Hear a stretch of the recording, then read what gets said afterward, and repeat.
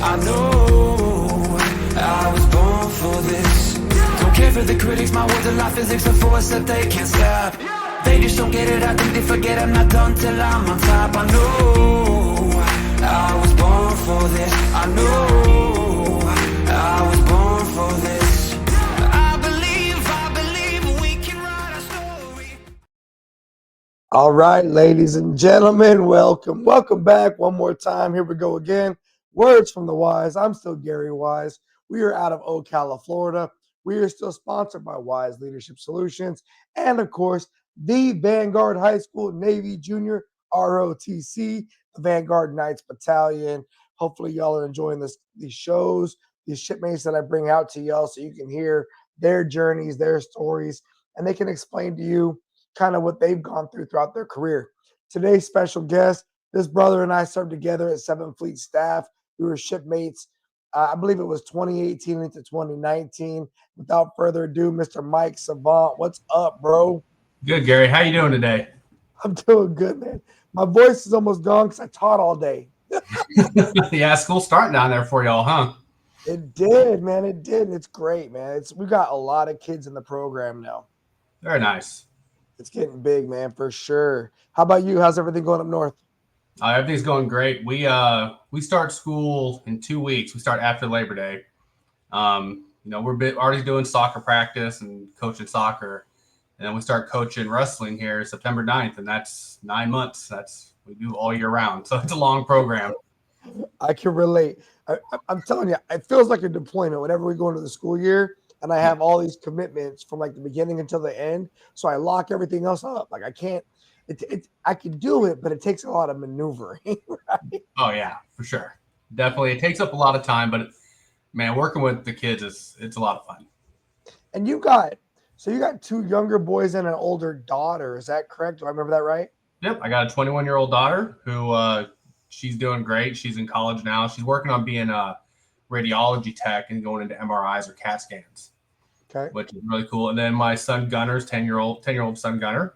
And I have a 7-year-old son Riker. So yeah, nice. Doing really good. Nice. All right. Well, let's get into it, bro. So as we go through the story, I'm sure we'll lay everything out. If I remember correctly, you were wrestling in high school, and I feel like you were from like the center of the United States of America. Am I right? Yep. So originally from Oklahoma. Oklahoma. There we go. Boom. Yep. Originally from Oklahoma. Moved actually out of Oklahoma when I was 6 up to Washington State. Okay. And that's where I was raised up there. But yeah, originally from Oklahoma. So Oklahoma, moved to Washington State. How was it growing up in Washington? And in particular, I guess I'm interested in high school. Like when you were in high school, were you like a big time like wrestling athlete guy? Were you in ROTC? Were you in any programs like that in high school?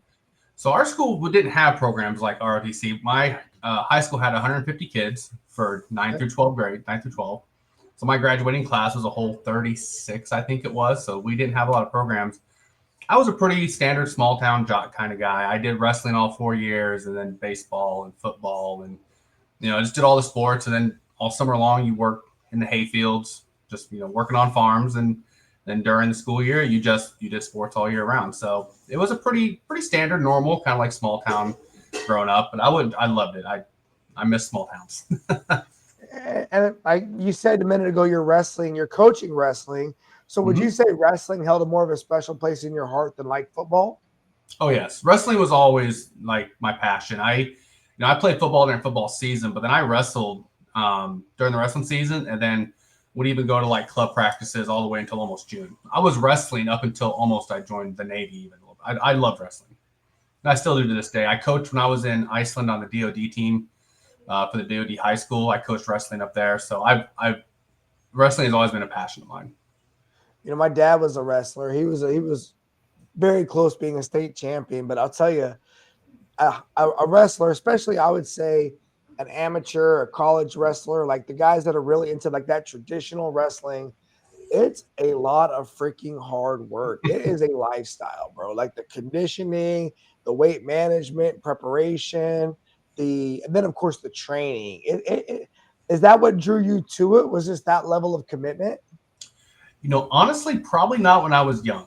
When I was young, I had a uncle who was a state champion in Oklahoma. I had a cousin who was a 3-time state champion at Oklahoma. And so like wrestling was kind of just what we did in the family. Everyone talked about it. And then I honestly, in high school, I probably did. I mean, as much as I loved it, it was such a small program that you don't take it as serious. Like looking back, could have taken it more serious. Yeah. I just loved the sport. I love the one-on-one competition. Like team sports are great, but in no team sport do they raise your hand. And I like that one-on-one competition where like, okay, I beat them one-on-one. At the end of the day, I can't blame anybody else. The quarterback didn't throw an interception. The goalie didn't let a kick by. It's just I got beaten if I lost or I won. So there was some elements of that I enjoyed. And so that's what probably drew me to wrestling the most was as much as I love team sports, I like that one-on-one, like either I'm better than you or you're better than me. And I enjoyed that. I respect that, man, for sure. Okay, so you're coming up through high school. You're like you said, you're working in the summer, you're working at farms, you're kind of in this small town, but you're involved in a bunch of things. At what point do you decide you're going to up and join the United States Navy, brother? You know, it's a funny story. So when I was in Oklahoma, I was always fascinated by weather. Like I actually wrote like my high school stories, like in my English class, I would write my paper would be on weather, or I just love weather. And so coming from a really small town, didn't really understand options to get to being a meteorologist. Like, I didn't see a way there. Yeah. And I had a cousin who was in the Navy, and he would roll into town every year for the Portland Rose Festival on a small boy. He was either cruiser or destroyer, which one it was. And he was a chief, and he would show up in town, have a really good time, and then roll out of town. And one time he took us onto the ship, and he's like, took us to the chief's mess, and I had no concept of what this was. Right. But I remember, hey, life on the ship ain't that bad. He shows up, has a real good time for like 4 days, and he rolls out. Yeah. And so I was like, I kind of like the Navy. So I, at one point, was living in a house. It probably wasn't, people there weren't making the best choices. Yeah. And I was like, man, I got to get out of here. I can't just do this. So I just went down to the recruiting office. And because my cousin, or my dad's cousin, was in the Navy, I was like, went to the Navy office. I was like, hey, I want to do weather. And he had told me about the AG rating. Like I didn't know, but he told me about it. So I went in there and I said, hey, either I want to be an AG or I'm not going to join. And fortunately, I scored high enough on the ASVAB and all the prerequisites needed to be an AG. And they were like, okay, we got you. And then I was out. So I want to come back to that for sure, but I kind of remembered something as you were telling me that story. If I remember correctly, you grew up in a household that was open to like having like foster children, or giving opportunities to kids that maybe didn't have opportunities other places, right? 100%. What was that like for you as a young person growing up? Because I will tell you now that I'm a high school teacher in the world, in the civilian sector, it's incredible, bro. The amount of kids that are going through all kinds of things in their teenage years. Like, it's heartbreaking. It's super heartbreaking, right? And I hear a lot about that because I talk to them, right? And I have no control. I have nothing I can do. I can just listen and tell them that I'm there for them. But you growing up in that space, what do you remember kind of about that? And how do you think that shaped you as you grew up into the man that you are now? It's definitely a huge impact. So my mom started taking in foster children when I was 16 years old. So I was definitely in high school. I was already like older. So it was definitely towards the end of my time at the house. The first 2 foster kids we took in were Romeo and Natasha. They ended up being adopted and become my brother and sister. And then after that, my mom kept taking the kids. And my mom is a saint for every meaning of that word.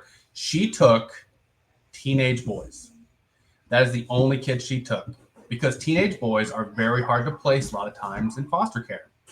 Yeah. So she took teenage boys that were end of the road kids, and she took kids that it was her house or group home or juvie. Those were the step. Like after her, there was not a lot of places in the system that the kids could go. She graduated 85% of those teenage boys. That's awesome, man. She did foster care for like 22 years. At one point, I think she won the Foster Parent of the Year award. Like, she is a saint. And so she was a professional mom. That's what her job was. So seeing her impact on kids, like it was something that's definitely like helping people out. It was ingrained in me very early on. Just be helpful. And so Yeah. it was amazing what she did with those kids, because she had kids come to the house that, I mean, as someone who's probably a leader of young men and women in high school, you hear horror stories. You hear how bad it can be. And she heard the worst of the worst. That's something that I heard because as the oldest brother in the house, people would share things with me. And so at a very young age, I was dealing with some pretty heavy situations that actually really helped develop me into the young man and then older man that I've become over time, because you just learn how to navigate hard times for people in a way that's like compassionate and honest. And you can just kind of like, hey, either I can't help you right now, but I can maybe get you some resources that can, because you also learn when you can't fix it. There are times when you can't fix it, but you can help them get to somebody that can. So that really, I learned that very young. It definitely resonated with me a lot. That's kind of why I work with kids now, because I just enjoy helping people. I get it, man. And it is amazing the resources that are available for the kids and what we can do, especially when we know, or a lot of them are already getting the help. And I'm thankful for that. And I just remember it was such a breath of fresh air when I got out of the service, because I kind of went from babysitting a bunch of supposed to be adults that were like complaining about cleaning their barracks room and stuff like that. And then I get out to the civilian world, and these kids are so fired up, so motivated, so inspired, and they're going home to some tough times. Right? Like they want to stay at school because it's their. I don't want to. I'm not the whole safe space guy, but it's kind of their place to be and to feel like it's a home for them. And they have good friends, they have good memories, and they just enjoy it there. It was definitely, it was great. It was good to find that it was there. Then it was a reminder, though, how big the world is and how challenging it can really be, especially, I guess, when I was overseas so much, and like how you lived overseas. We were kind of protected from some of that stuff that's out here in the world when you're abroad, right? Which is why a lot of people like it. Let's be honest. They like that quiet, small town. Everything's pretty safe. We're all screened to live there. So there you go. So, so we're not, right? We're not. Hey, so AG, so for everyone listening to our conversation, an AG is a rating in the Navy, and that's an aerographer's mate. Is that correct? Yep. And aerographers are essentially the people that are responsible for working with the weather. And I'll tell you, as we get into this conversation, I had no real awareness to what AGs did, except for my time on the aircraft carrier and like talking to the AG senior chiefs that were on my ship, right? And like I knew they were both really good dudes. They were both real solid, very competitive guys, but they had a very small shop, very small rate. So they were like, one guy was like getting an OOD letter underway for driving an aircraft carrier. He's like, I got to get that to make great. And I was like, what, bro? Like, that's crazy. And so then when I got to 7th Fleet is when I really got dialed, and I did my IW qual, was when I really got dialed into how involved the weather is, not just when it comes to operational planning, but just operations in general. Right. And all kinds of different intelligence and all kinds of other stuff. So I'm sure we'll get into that too. So when you joined the Navy, what year was that, Mike? 2000. 2000. So before 9/11. Yes. I joined February of 2000. So before 9/11. Okay. Before 9/11, you go to basic training. Do you remember any big takeaways for you from boot camp? Was it what did you get your money's worth?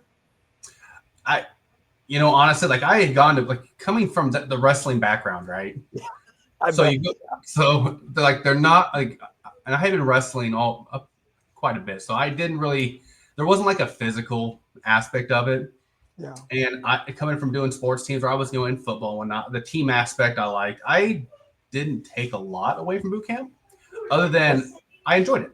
I actually enjoyed boot camp. I enjoyed physical challenges, and I had a pretty cake gig. I was the laundry petty officer, which seems ridiculous until you realize that all you have. I was milking the system. I definitely was playing the system early on, because all you had to do was like, I got to take someone laundry because they got ASMO, which means rolled back to the next division. Yeah. So I'm going to move their clothes over. Well, it could take 3 to 4 hours to fill out that paperwork. If the whole division is getting worked out, I got to get that paperwork done. So I definitely took advantage of that very odd position. But honestly, boot camp, I remember, like, of course, culmination with, the battle stations and whatnot, the emotional moment at the end. That all resonated with me and stuck with me to this day. I still remember it. But boot camp was just a unique and fun experience for me. No, I always think it's interesting when I hear people's takeaways from it, because people that kind of grew up with, I would say, levels of perseverance already ingrained in them, resiliency, and especially coming from an athletic background, especially wrestling, you're gonna have that so deeply ingrained in you because of the training aspect. Matter of fact, I was talking to my cadets today about perseverance and resilience, and we were given a training, and I told them, I said, one of the best ways you can work on that is by getting on a team of something and playing a part, because through that commitment, you're going to build up those strengths, and hopefully you learn to not quit, right? And you learn to push through and see it all the way to the end, and get out of your comfort zone. And then when you go to somewhere like college or basic training, it's not as challenging as you think it might be. You might be in your head like, oh my gosh, it's going to be so crazy. And then you get there and you're like, it's not that bad. Could have been worse, right? Could have been worse. So then after you graduated basic training, was your A school, like your school, was that in Pensacola? No, my A school was at Keesler Air Force Base in Biloxi, Mississippi. That is where the Navy Marines both go for their basic AG or weather forecasting or their weather observing qualification. Weather observing. So Fort Mississippi, right? Yep. How long is that school? It was about 3 months at that time, 3.5 months. So what was it like? I mean, did you work? Did you have a job before you joined the Navy? So I had a few different jobs. Honestly, I mainly grew up working, like, throwing a lot of hay bales. Okay. I worked on farms doing fencing and whatnot. I spent a summer working in Alaska doing salmon fishing. I had worked at a wood cabinet shop building cabinets. I had done a lot of, like, just blue collar, small town work. So I done a little bit of everything, but nothing like kind of consistent. Okay. So now when you get to Mississippi, right? So not only are you coming from Washington State, now you're in Mississippi, right? Yes. I mean, and you got a job, right? Your job is to go to school every day, Right. but then you got free time in the evening, and you're a sailor. Did you meet? How many other kids were in your class? How many other sailors? We only had about 12 in my class. So my class was a little unique. And so you mentioned, like, you had free time in the evening. So when I got there was a real bottleneck on students.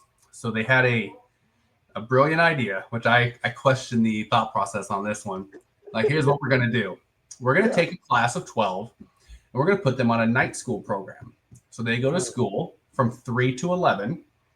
That way, because the classrooms were all full, but this gives a chance to kind of get the students through.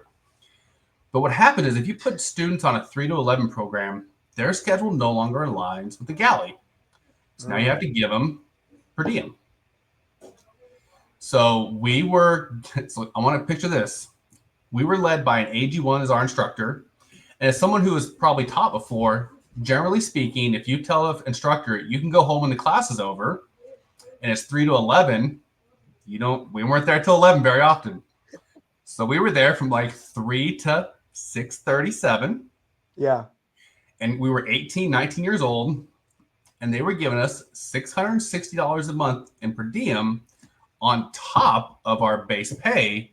Yeah. And we didn't have to check in the morning because we were night check, so we got to sleep in. And you're in Biloxi, Mississippi, where the bars don't close till 6 a.m. because they're the casinos. That was one of the wilder times of my life, because it was just, I had gone from helping raise foster kids, being involved in sports, helping my mom, to actually less responsibilities, because now I'm just go to school, learn about weather. Love it. That's what I've always wanted to do. So I go to school for about 4 hours a day, and they're paying me at that point about $1,500 a month, and I have no bills. It was go time. It was pretty crazy in Biloxi.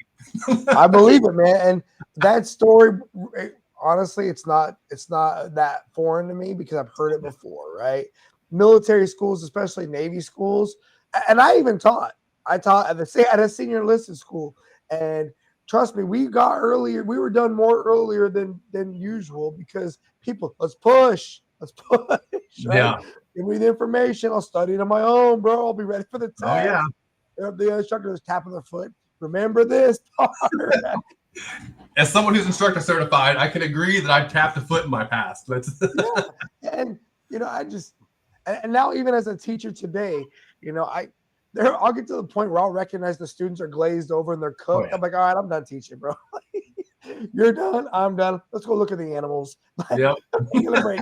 So I get it. But then on the reverse, like we're getting paid to go to school. So we're supposed to be getting our money's worth. But then, like you said, 3 to 11 that's a bad plan, bro. Like who wants to be there till 11 o'clock at night ever? Nobody. Nope. Nobody. And then I asked that question because a lot of us, our time at school is like our first taste of freedom with like a steady paycheck. Uh-huh. And buddies, right? We got buddies that also have steady paychecks. And so we're young sailors, you get some good liberty because we've all got money and nowhere to go but the bar. We're going to check it out. So and then how was Mississippi coming from Washington? Was it like in the 2000s? Music was great, right? Music was great. The club scenes were great. I was a Navy recruiter about that time in Clearwater, Florida. And it was a great time to be an American, right? It was just a lot of fun things happening. Yeah. Do you remember Mississippi fondly? Oh, I do. I love Mississippi. I used to go back and visit my grandparents in Oklahoma every summer a lot of times. So like I love the South, the slower pace of life. People are generally nicer in my experience, even though they may not always mean it, but they at least appear nicer. I just enjoyed I enjoyed Mississippi. I had a great time there. Lots of memories, lots of fun. I don't have any, little hot and humid, but I don't have any negatives really about Mississippi. Good to hear.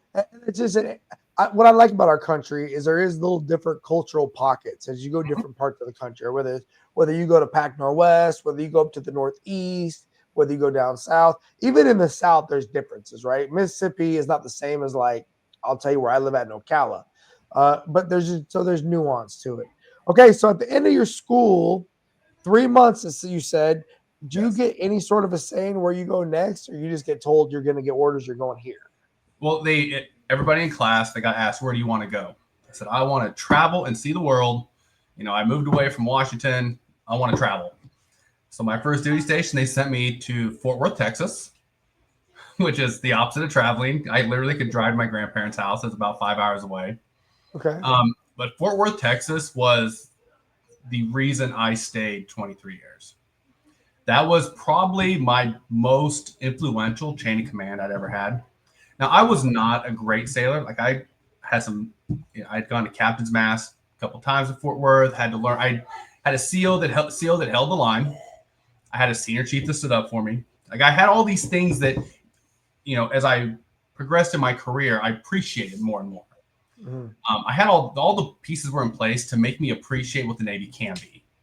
And I had a couple of AG2s that like I got a little too comfortable. I'll never forget AG2 Rasmussen. We were all such good friends. That was because we were only 9 people to det. It was a CPOIC, so it was a chief petty officer in charge. There was no officer there. And one civilian. And everybody gets real comfortable. And I remember I came in one day and I messed up on observation and the AG2 was telling me about it. And I got real flippant with him and definitely kind of snapped back. And he literally put me at attention in the office. Like it was old. He got some. And then called me that night. I was like, hey, let's go fishing. I was like, I don't know who you think you are, but the way you just yelled at me, like, we're not good anymore. And he was like, man, there is a job and there is a professional job and there's a personal relationship. He's like, if you can't understand the difference, okay, then we'll end the personal and talk professional. And that really spoke to me. Like there are times when you have to put on the correct hat for the moment. And that resonated with me my entire life. So that command was amazing. I follow on after that with a command that was not as stellar in my opinion, but it really, because my first command mattered so much and meant so much to me, like I never planned on getting out of the Navy until I was told to get out. That changed at the end because my priorities shifted. but I just enjoyed. I always loved the Navy. There were days that were hard, but there wasn't a lot of bad days. Yeah. So I enjoyed it. Nice. So there, like you said, small group, 9 people. Mhm. Chief petty officer is the guy. I could see the enjoyment, right? Especially if you guys are taking care of business, no one's in your weedy, everybody's squared away. When I was a recruiter, we were a small shop. It was a first class petty officer was the lead guy in charge. All of us were second classes, and yeah, we would have personal and professional lives. And at that rank, at that stage, you could do that, right? And it wasn't. We didn't have some of the politics that I would say we get exposed to as we get more senior in our careers. That's a challenge for I think all of us, right? And even as I see it, even as a high school ROTC teacher, I see it because I have all these leaders in all these positions, and if they spend too much time with a certain group, then people start put, oh, they're all the buddies, so that's why they're going to be on this team or that team. And you got to be like, well, no, that's not how it is. But then I remind my leaders, like, hey, be aware. There's perception. People are always watching. They're always talking. And unfortunately, humans love to talk, right? They just love to talk. And sometimes it comes back to haunt us. So did you leave your first tour as a second class? No. So that captain's mast thing I mentioned, I got busted down from E4 back to E3 when I was in Texas. And then I put E4 back on, and then I went to Keflavik, Iceland as a second tour duty. Okay, and that was after 9/11 was Iceland. Yes. So when 9/11 happened, you were in Texas. I was. Okay. How did 9/11 affect your community? Do you remember it being an effect to the AG community as far as life after 9/11 from your perspective? So at the time I was a young sailor, so I didn't know enough about my community per se to really know the impact. I know there were 2 AGs that were killed in the Pentagon on 9/11. But for my me being aware of how it impacted the community, I don't really know that. I just remember I was, during 9/11, it was kind of unique because we had MCPON Terry Scott would routinely fly in and out of Fort Worth because he lived down there or whatnot. And the Secretary of the Navy would fly in. So when 9/11 happened, we actually had the Secretary of the Navy. His staff was in our office, in the METOC office or the weather office. We were all watching the news live. And so we actually had people that were like they could see where the planes had hit the Pentagon, and they were talking about names of people they knew that were in those places. So it was much more it wasn't just a news story. You actually watched people's lives kind of crumbling because they were seeing things and people they knew and spaces they worked in, and they had walked the halls that were now collapsed. Yeah. And so it was kind of unique in that aspect that they were there. And then I remember they were like, okay, nationwide, all planes are grounded. And they were like, nope, not ours. And sure enough, SecNav was out the door. But that was probably, I'll never forget when I can't remember her name, but she was you see her getting emotional because she's rattling names of people that are there. It was really something. Yeah, I always ask people that, especially for those of us that served that generation, because just the United States Navy went up to 11 after that, right? We just op tempo went up, all kinds of things happened that people don't really understand that because the Navy always was operational, because it's kind of our role, and in order to keep the training for the Marines going and for the Air Wing to go and all that, we got to be operational. But then after 9/11, everything just kind of turned up, and it's interesting to hear the perspectives. And then Iceland, right? Which is Iceland is it still a base for us right now, or did they shut that down? My understanding was they closed down the Naval Air Station. There's still some assets up there. Yeah. ASW submarine warfare stuff. Yeah. There's from a Naval Air Station, they closed it down. I remember there was a billet there for a D seaman to be the base fire marshal or something like that. They were DPAWs, disaster preparedness and whatever it was. So when you got the opportunity to go to Iceland, again, you wanted to travel. So were you happy to take orders to Iceland? I was. What's funny is AG2 House, who I worked with in Texas, 6 months prior to me had moved to Iceland. Okay. So somebody that I was already close with, and it was funny because his name was Daryl. He was like a cowboy, like roping and riding. So he went to Iceland, and so I knew somebody up there, which was very nice.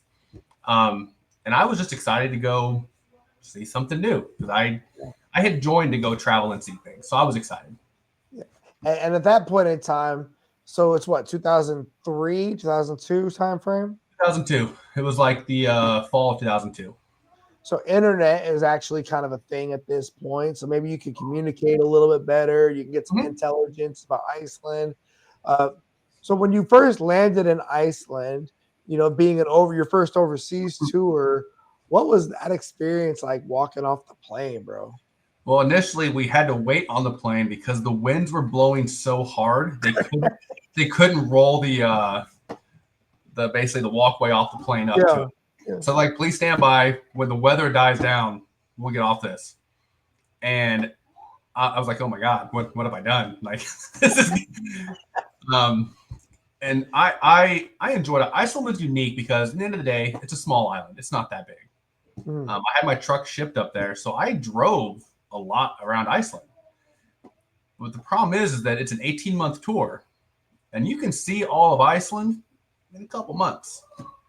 And so I saw all the sites. I loved it. But then after that, like, you kind of settle in, and once winter hits, it's like 23 and a half hours of dark. The sun doesn't come up. So every day you go to work, it's dark and windy and rainy. And every day you get off work, it's dark and windy and rainy. So it gets very Groundhog Day during the winter. But then in the summer, like, we had a softball tournament, which one of our games was at midnight. Yeah. We played softball. They have a 24-hour tournament. You play softball for 24 hours. So it was a lot of fun. Iceland was, I definitely party too much up there because you're on an island, you get kind of stuck, and I was young, but Iceland was a good tour duty. Yeah, I was gonna ask you, like, what's the culture of like, because if it's dark a lot, are people inside a lot, awake though, lights are on, lots of activity and energy on the island, or is it like, what was that part like? There wasn't a lot of energy. So I was, as a young sailor, I probably wasn't seeking out the energy that I could have seeked out, maybe enjoyed the island in a more like mature and like not professional, but just like personal way, like learn more about Iceland and that, like, yeah. I just had some sailors I hung out with. We'd go out drinking at the bars. We'd come back drinking on the base. The barracks were nice. So they had like lounges in the barracks. We'd shoot pool and watch shows. Like, it was a good time. Yeah. But I think if I had gone back, like, when I was like over 30, a little more mature, I would have appreciated a lot more and probably taken the culture in a lot more.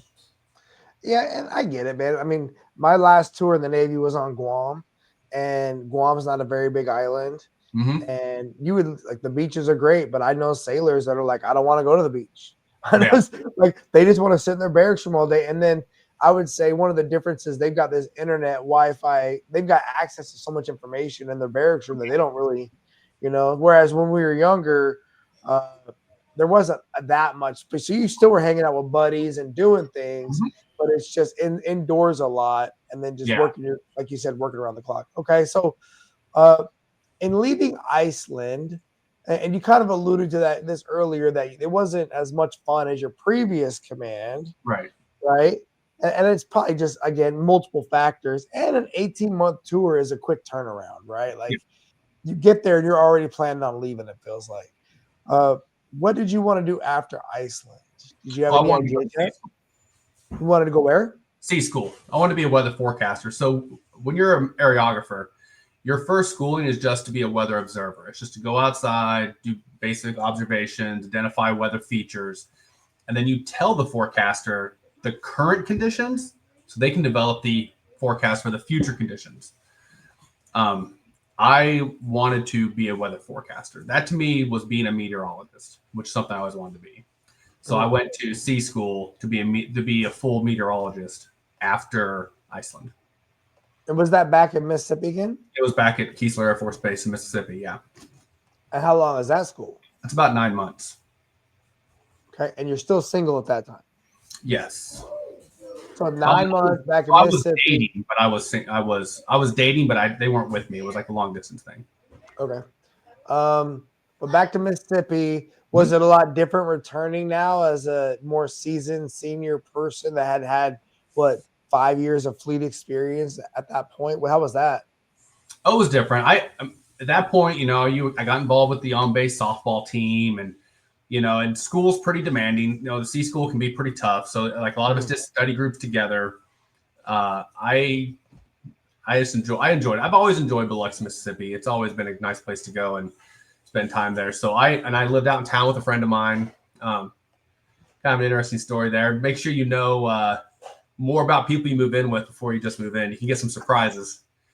But well, you go to C school. We're like, I don't want to live in the barracks. Let's just get some we're both E5s returning from the fleet. We can get BAH if we want to live out in town. We'll split an apartment.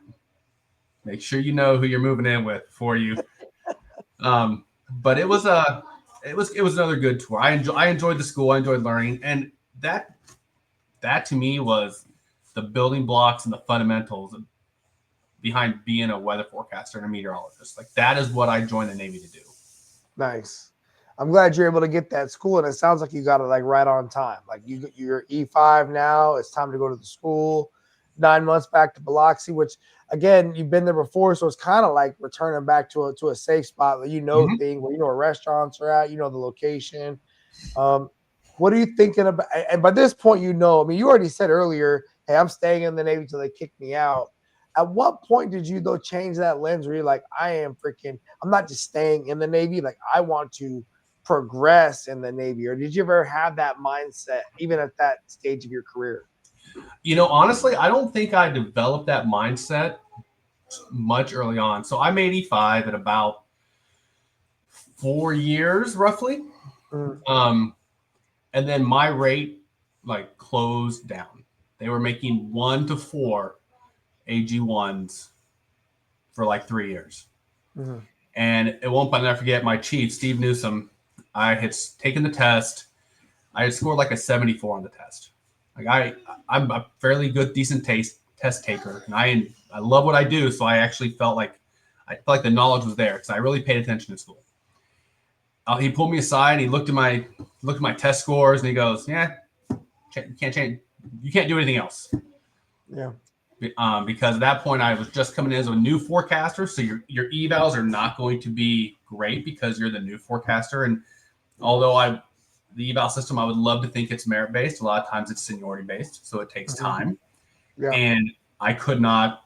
And there were good E5s there. Like it's not knocking them. It's just the system that exists. And so it just takes time to get in there and move up. So I didn't really have a big drive to move up until I couldn't.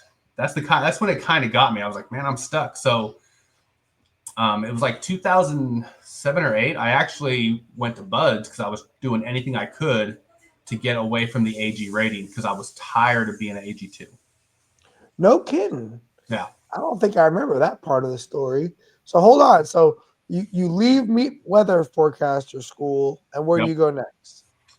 I go to San Diego. And this is where my career could have probably derailed here pretty easily. They sent me to San Diego to basically go to a job that was no longer going to be there because they moved. It's called OTSR, which is the people that write the weather for the ships. Yeah. They sent me to San Diego, but then moved that mission to Hawaii. They're like, hey, we need somebody to monitor chat for the ships in the Southern California op area. So we're going to put you on this watch, and you're going to just basically sit on the watch floor and monitor chat for 3 years. That was my job. You don't write weather forecast because the ships are getting their own forecasters. So that was somewhere where I was just like, man, this sucks. Yeah. Had good evals, smoking the test, doing all the things that I felt like I can't advance. Then so that's why I was like, screw it, I'll go to BUD/S. I got to do something. Get out of here. They take AGs. I enjoy challenges. Let's give it a shot. And so I did all the stuff, got to BUD/S, and I did it. If you go to BUD/S, you have to want to be a SEAL. Yeah. I went to BUD/S because I didn't want to be an AG. And that's a very different perspective going into that kind of environment. Yeah. Also, if you go there as an E5, you're in charge of people. And there was a huge push during that time to increase the special warfare community. So some of your buzz classes were like 268 people. And as an E5 in that group, you're going to be held to the SEAL standard to keep all those young kids going. So you're already getting, it's a rough show. So I was actually and then I talked to the SO1 and I was like, explain the situation. And he's like, oh, by the way, I was there because I was like, I'm going to take the test for AG1. And then they're like, no. As soon as you get here, you don't take any more exams and you lose your time and rate because it's a new rate and you can't. So you have to start over. So as an SO2, I would have tried to go to SO1. I would have had to wait 2 to 3 years to even take the first class exam again. So that's when I walked up to the SO1 and I'll never forget this. I'm like, hey man, I don't know if this is for me. I hadn't even started training yet. I literally was still on like a med hold because you have to get medically cleared to get started. I never even did a push-up in butts. I was like, hey man, this is not for me. I was like, I came here for the wrong reason. Yeah. And I just don't think it's going to work. And he's like, well, and he started explaining to me the fleet. Now, at this point, I had 2 warfare pins. I had done a deployment. So I went TAD while I was on the watch floor so I could go do something. I was like, I pointed at the second class crew. I was like, I'm familiar with what this is. Like, I know what the fleet's like. So I came here for the wrong reasons. And I'm not going to waste your time or my time. And I just dropped out. And then they got me back to an AG command with 1 week to spare to take the first class test, and I made first class. So when you left Budge, you got new orders to go to a whole different command? Yeah, I got new orders to go stand up an aviation command in San Diego. Okay. So new command, they were standing up, so they were like, we got to fill these billets, and when can you be there? I was like, I can be there tomorrow. So I checked in immediately, right? Because I had to be checked in by like Friday in order to get them to order me an exam. And that exam is when I made first class. Wow, that's fortuitous. It was a crazy like 5-month situation. That's an interesting one, bro. So I want to go back real quick. So you're on that watch floor. Okay. What do you stand in watch rotation? Is it like 8 hours on? What's that rotation like? It's the same thing with my guys kind of stood in Japan. It was a 2 days on, 2 days off, 3 days on, 3 days off, 12-hour shifts. Okay, got it. So you're doing like a 3-2-2-3 rotation. Yep. And then what was it like when you got the chance to go to the fleet and go like you got embarked on an aircraft carrier, you said, for like a TAD? No, so Commander Claude Gahard, he was the METOC officer from the Boxer. And he was basically coming on the watch floor and working because he was a workaholic. So he'd come in there because he had access to a SIPR terminal, and we would just be talking. And I would talk about how miserable this job was. Yeah. And he's like, I can get you out of here. His chief was Chief Newsom, who was my instructor in C school, who I had a lot of respect for. One of the bigger influences on my career. And so he was like, hey, come on out here if you want to come out. And I talked to my XO, and they were like, if you want to go, I was like, yep, sign me up. Get me going. And so we deployed on the USS Boxer in 2006. And that was a great tour. As a forecaster at sea, I worked the night shift the whole time because I was the new guy. And we had 2 AG1s who were really good. So we had the LPO during the day and the AG1 running the day shift. And I had to learn how to like manage my techs. And we had 4 techs that our techs were, junior sailors did the observations. We call them weather technicians back in the day. Mm-hmm. It was the only thing challenging is they would do their job, but they would have a contest every day to convince each other who hates the Navy the most, because they had all been on the previous deployment with a different chief, and it was rough. Like they had to log in and out of the office to use the restroom. Rough. Yeah. So by the time I get there, man, it was like every day they're like, who can talk the most trash today? Like it was a rough, finally I was like, listen, guys, you're all getting out. I won't make you do anything more than your job. Do your job, do it well. I'll give you opportunities. You don't have to take them. I'll give you PE. I'll recommend your P's, just do your thing. Just do your job and do it quietly, because I don't need you negative every day. We're going to be out here for 6 to 9 months. Yeah. You can vent some, but you just can't. This can't be a competition to who hates the most. But so you were coming in TDY, but you got to be like the work center soup or like the LPO. Is that how that was? Or Now, so we don't have work center suits in the AG community. You're the LPO, the forecaster, the observer, the weather technician. So that's what and I was a forecaster, so I had two technicians that worked underneath me that did their job. Who could have the who could? I think we were on the same deployment, bro, because I was on USS Ogden in 2006. We deployed, and we're usually an ARG. We're usually an amphibious readiness group or ESG. Do you remember if that was the deployment when were you on Boxer when the KI oil terminal blew up? No, I actually was on Boxer after that because 3 months of my tour on Boxer, I actually worked on KBOT. I was on the barge tied up next to the oil terminal after it had blown up. So I was the next cycle after that. But I worked on that oil platform for 3 months. So we were there doing Meals on Keels when it blew up. At RNA, I rescued an assistance to that oil fire. They literally. So one night I get woke up. DC1, wake up. What's going on? And they need you to go to DC Central. Go to DC Central. My chief is down there. And I'm like, what's going on? He's like, stupid. Don't ask. And I was like, what? They threw us on a rib. They take us over to these oil terminals. First time I ever meet a Navy 06. He's over there. Right?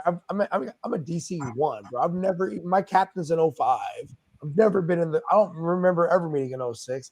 And this guy's, I remember his name's like Bravo Echo or Echo Bravo or some crap. Like, that's your name? What the hell? Right. And he's like, these are oil terminals, but there's nothing installed to prevent fires. What do you guys think we should do about that? And I'm like, what? DC? Yeah. And so I'm all excited. I'm like drawing up all these plans and we put on pumps. We'll pump up water. My chief is like, it's never going to happen, dude. Don't even worry about it. I'm like, well, whatever. And then like 3 weeks later, it blows the hell up. Oh, yeah.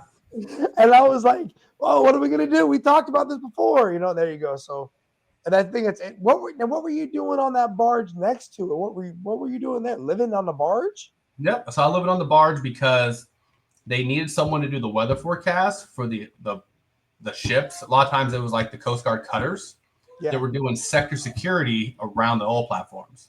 So I was providing weather forecasts to that's crazy. So on the oil platform, there was like 30 people. One of them happened to be a 3-star general. So I was briefing the 3-star every morning about weather forecasts for the ribs and the boats around the boat ops around those oil platforms. That's how high level those oil platforms were, though, right? Oh, yeah. That was the primary source of money for the Iraqi government at that time. Yep. And we had American embarked security teams, right? I remember watching them helo off the oil platform because there were people jumping off that joker when it was blowing, bro. They were jumping. Yes. It was crazy. And we were fishing them out of the water. It was nuts. And I just remember seeing the helo extracting them and just thinking to myself, like, what in the world is this? But that's a major place of income revenue for Iraq. And then it had like all the holes in the terminals where like Iran and Iraq had been at war and shooting missiles. It was rough. And dudes are walking around barefoot, smoking cigarettes. And I'm like, y'all know there's no firefighting gear. We gave them a bunch of portable like PKP extinguishers and stuff. Here you guys go.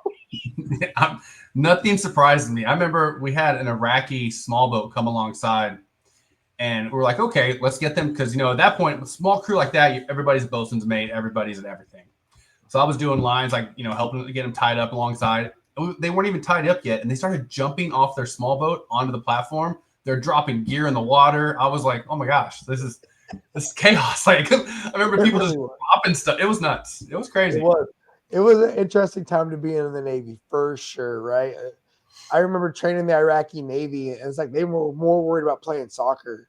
Like they wanted to play soccer, and we were out there trying to teach them how to do like firefighting and stuff like that. It really didn't take, right? They weren't really getting. But then we were out there because our job was we were bringing the guys back from the oil terminal so they can get like showers and they can get like cleaned up because there wasn't the best facilities for them on the terminal. They had a CS up there, a mess specialist who was making them damn good food on like a little griddle.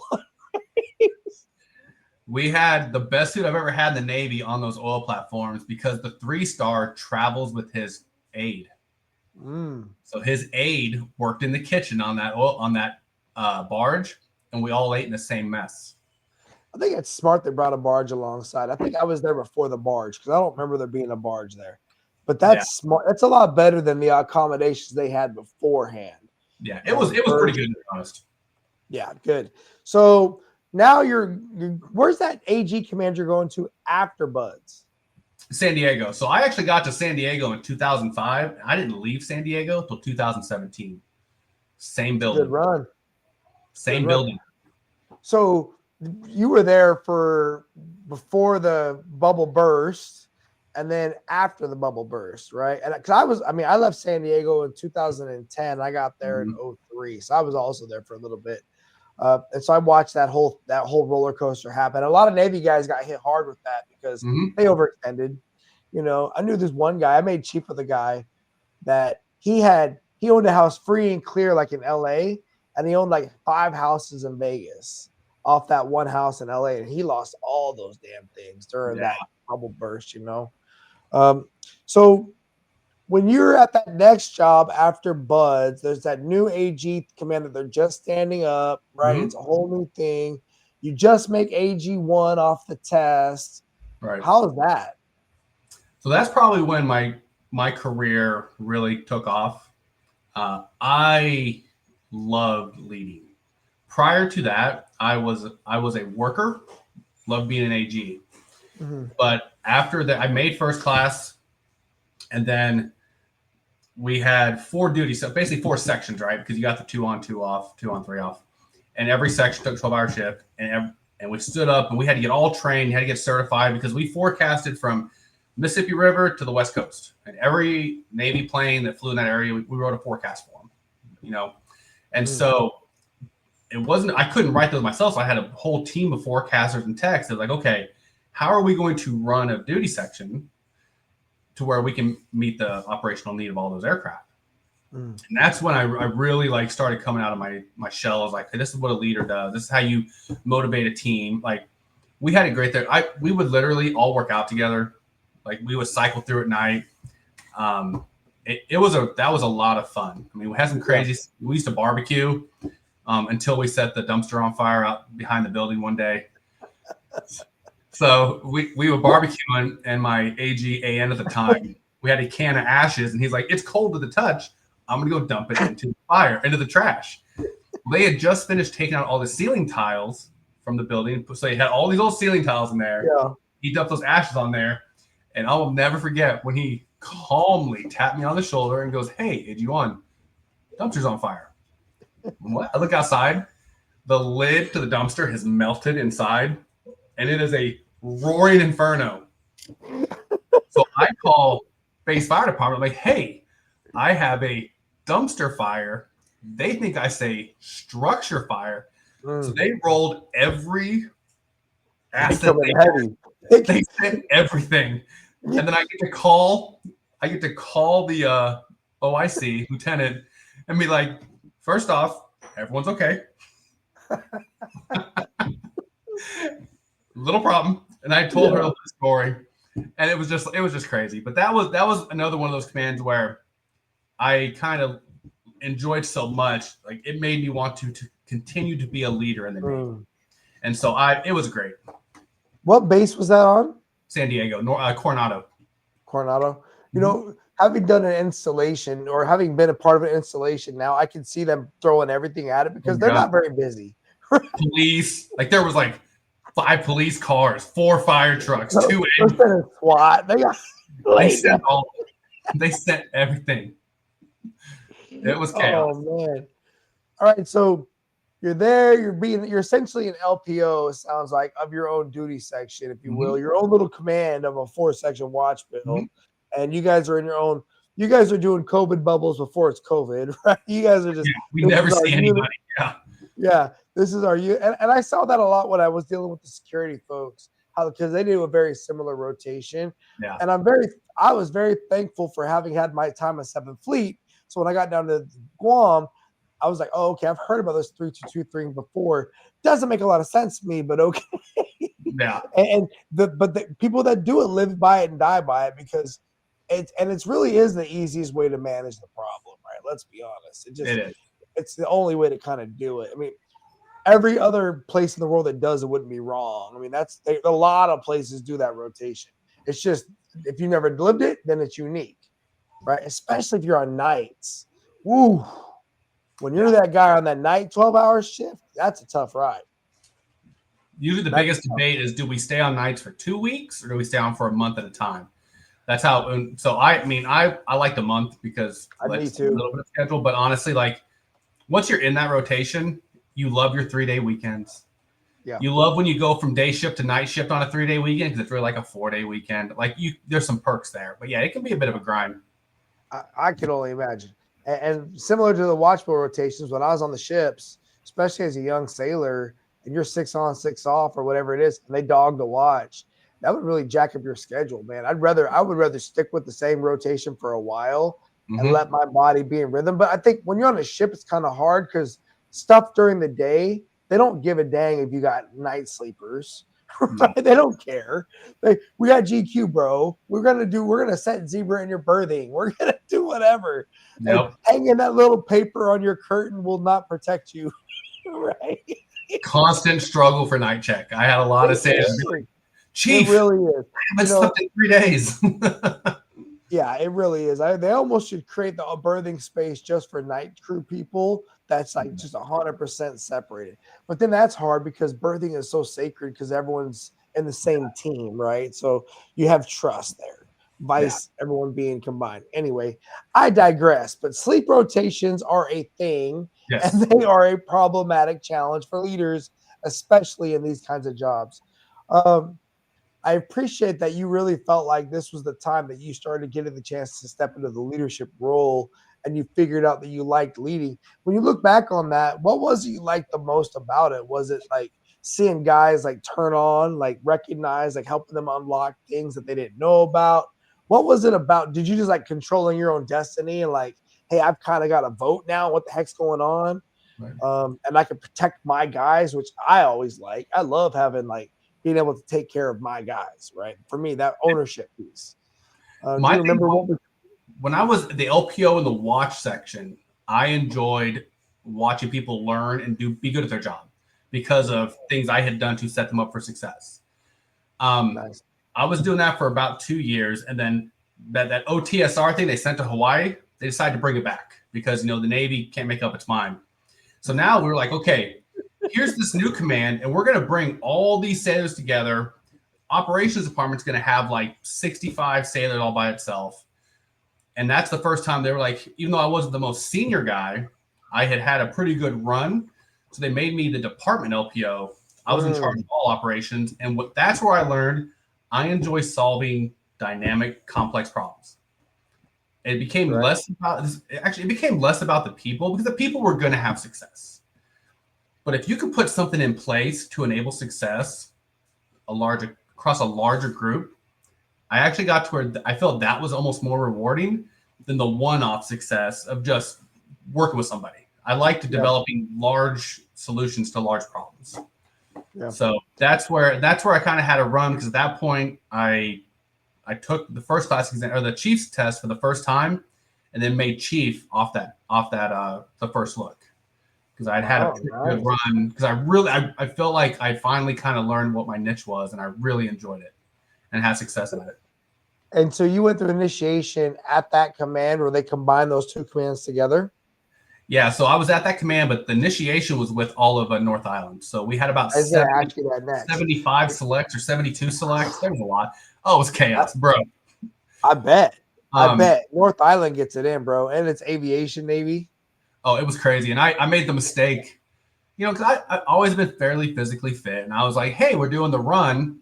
There was a guy who was struggling, so I'm going to help him. I'll jog with him. I don't care. Not even thinking about the consequences of failing the PRT at the beginning of the season. So I helped this guy. He gets across the finish line, and he passed. Yeah. He was old. I failed. They put me on FEP. I was on FEP the entire season. I had to go be at FEP at 5 a.m. for the whole season. And he didn't. I will never forget that. So I'm going to like these FEP classes. It was a nightmare. It was fun though. But the nice thing is that some of the genuines had recognized that maybe I shouldn't be on FEP. Yeah. And so there were some other things that had to be done. Because it was like, you got 70 selects and you're trying to raise money and this and that. We would do like a steak fry. It's like every Thursday morning at Go PT. They'd be like, hey, I'm going to go get all this food for this steak fry. So I missed a couple PTs because I think they kind of understood that maybe I didn't need FEP. Yeah. It was an exciting adventure. So what year was that? Oh God, 2010? 2010. I looked over at my wife and she made it the same year. So I was looking at her like, am I right? 2011. Okay. Nice. So 2010, an initiation group of 70-something people, North Island, with a really great Chiefs club, right? They've got a really great Chiefs club over there. What was your biggest takeaways from that initiation process? Do you remember? Do you have anything big that came out of that for you? You know, it's hard to say something profound came out because you're so busy doing stuff that I don't think was tied to being a great leader. Okay. Now, for somebody like me who likes solving complex dynamic problems, I loved the season. Had a great time. Yeah. The one thing I did learn that I think I did take away, and I used this on selects further on, was identify what matters and put your energy into that. We had a senior chief, John Gentry, who he taught me, this is probably the lesson I took away. He would literally tell selects the most garbage assignment. He'd be like, hey, I want to know the history of Coca-Cola and every sub company they've ever bought and what was the stock price when they bought it. And I mean, he would list out like 40 things and you're just dutifully writing down, okay. I see your chief. And you're just, you know. Taking him, that's really serious. The other chief is like, hey, who's the McPon? I don't got time for that. I got to get these notes on Coca-Cola, right? That's literally what it was. And we had a unique group of selects. So there were 6 AGs going through. And me and Iris were like, she was a 10-year chief. I was 11-year chief. The other 4 were like 18-year plus. So it's a very different mindset coming in. Because if you've been in 18 years just making chief, you are so conditioned to listen to the chief that it's hard to stop. It's hard to learn to be the chief because you've just listened to the chief for 18 years. Yeah. So at one point, I'm like, we are not looking this up. We are not doing this. They're like, no. Senior Chief Gentry wants to know about Coca-Cola. And we would go to training and we would tell them about Coca-Cola. So just so I understand, 6 AGs are going through it from your command? Yes. But they're part of a group of 75 or so people selects. Yes. And then Iris, was she AG? I thought she was IT. She's IT. So my command had an IT shop and she was the only IT shop. Got it. So you guys were in the same command. So you would go back to your command and they would do stuff there. Yes. And then, oh, by the way, you're included in this bigger group as well. Yes, absolutely. All fun. It is. Hey, you know, I did the installation, like I said, did the installation thing, and it was an interesting perspective, much different than being like on a ship. Mm-hmm. But every tribe, if you will, in the Navy has their own pluses and minuses, right? Like you had that 75 people, but you got to meet a lot of people. You got to network with a lot of people, right? And see a bunch of diversity in the Navy and their perspectives. That's a great part of it. Did you ever go to old Nav lead school once upon a time? I did not. So that for me, I went to Nav lead over on Coronado once upon a time. Might even have been Navy Amphibious Base Little Creek, not Little Creek, but Coronado, NAB Coronado. Mm-hmm. And it was the first time I was in a room with like aviation guys talking about leadership. And we were all like second classes, first classes. And Chiefs initiation became that first time for a lot of people because we lost that. We were teaching all that leadership within our own shops, right? And whatever that was going to be. And so that's a big part of it. But then to your other point, I always ask guys that were initiated, you know, hey, what'd you get from all your takeaways? And truthfully, that's one of the main ones. It's prioritization, right? Recognizing what's the real priority, what's the chaff, what's the crap they're using to distract you, and are you willing to step up and say, That's not the priority right now. We're not going to deliver you information on Coca-Cola. What we're going to do is move forward, and then whatever, right? So I get that. That's definitely a big part. After initiation, so you're done. Are you still going to be at that same command following as a chief? Because it sounds Oh, like you were there for 2 years prior. oh yeah. So I stayed in the same command. I was the LPO before I made chief. I was the LPO on the Lincoln, working up to go to on deployment. We were like almost in the Com 2X, and then made chief as we were pulling back in. I found out on the ship that I'd made chief. My command took me off that team, had me go through the season, and then flew me back out in the middle of Com 2X. I took over as chief of my division in the middle of Com 2X. Getting ready So to go you on were like embarked on board the Lincoln, though. Like you guys were Yes. sent out, embarked for the deployment. How was that going from being this super AJ squared away ops LPO guy to becoming now a chief petty officer at the command? Was that an easy transition for you to make there?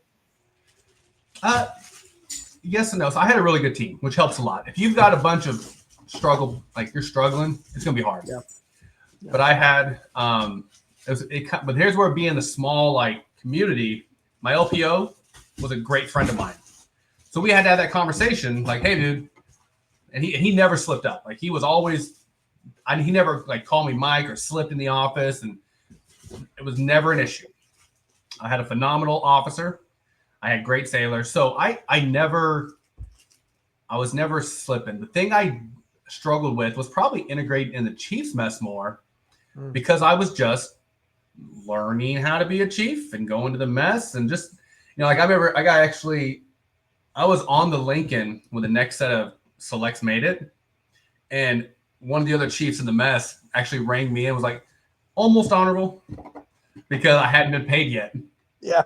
That like it was like I was still learning like all these things about being a chief. It just takes time, So I really I probably struggled there a little bit initially. Like I'm not a shy person, but it just didn't.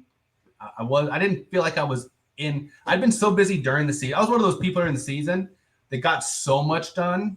I didn't always stop and get like charge book signatures. I made the mistake that most selects make, to be honest. Yeah. Of doing tasks by recognizing the purpose behind the season. Yep. So I had missed out on that. And so when I went to the ship, I knew a couple folks. It grew out. It just takes time. But I had never been actually 7th Fleet was the first time I had worked with like a lot of different rates across platforms as a chief. I had always been like AG working in the ops people and making ops stuff happen. I hadn't worked with your CSs and your ISs as much, or your IT. That wasn't really what I'd been doing for most of my career. I can relate to that, man, because when I left, when I was at DC Master Chief, before I went CMC, I was at an all engineering schoolhouse. And that was one of my most difficult times because there was not a lot of diversity, right? When I say diversity, it's rating diversity. So diversity of thought. We were all engineers. So it was not as much fun as it was being like on the ship and having the CSs and the boatswain mates and the combat systems guys and the whatever. And so being in a community that's as small as yours and you guys are all kind of seeing each other at the different places, you're all going to Mississippi, you've all got different things in common, similar to the nukes, right? Yeah. In my mind, it's very similar to the nukes because you only have so many places to go. You only have so many things you can do.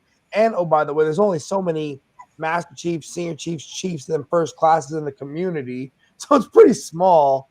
I can see that being a plus or a minus, right, for sure. And then I've also seen when guys come out to the carriers and you're embarked, they do tend to focus a lot more on their mission because there's really only enough of them there to do the job. They don't have a lot of excellent people, right? You're on the watch floor, you're doing the watch briefs, you're doing all these things that the average person's not going to have no clue what you're doing. And nor are we I mean, if you go do IW, you might learn. Otherwise, you might never know. And so I could see that. I could see that for sure. How did you end up being on the Lincoln for the next Chiefs initiation? Was that a very long deployment? No, it was like we were underway because they got back and I went underway for something. Okay. It was a short underway for something before I transferred to my next station. So when you leave that next station, so you deployed as a chief, or you got underway as a chief, and then are you and Iris? Did you guys get married during that tour, or was that later? No, that was a little bit later. That was 2000. No, I'm going to get this right. Yeah, it's been 11 years now. I looked over I'm looking down at them. It's 2014. Just get the month and year right, and you'll be okay, bro. Everything else. It was 2014.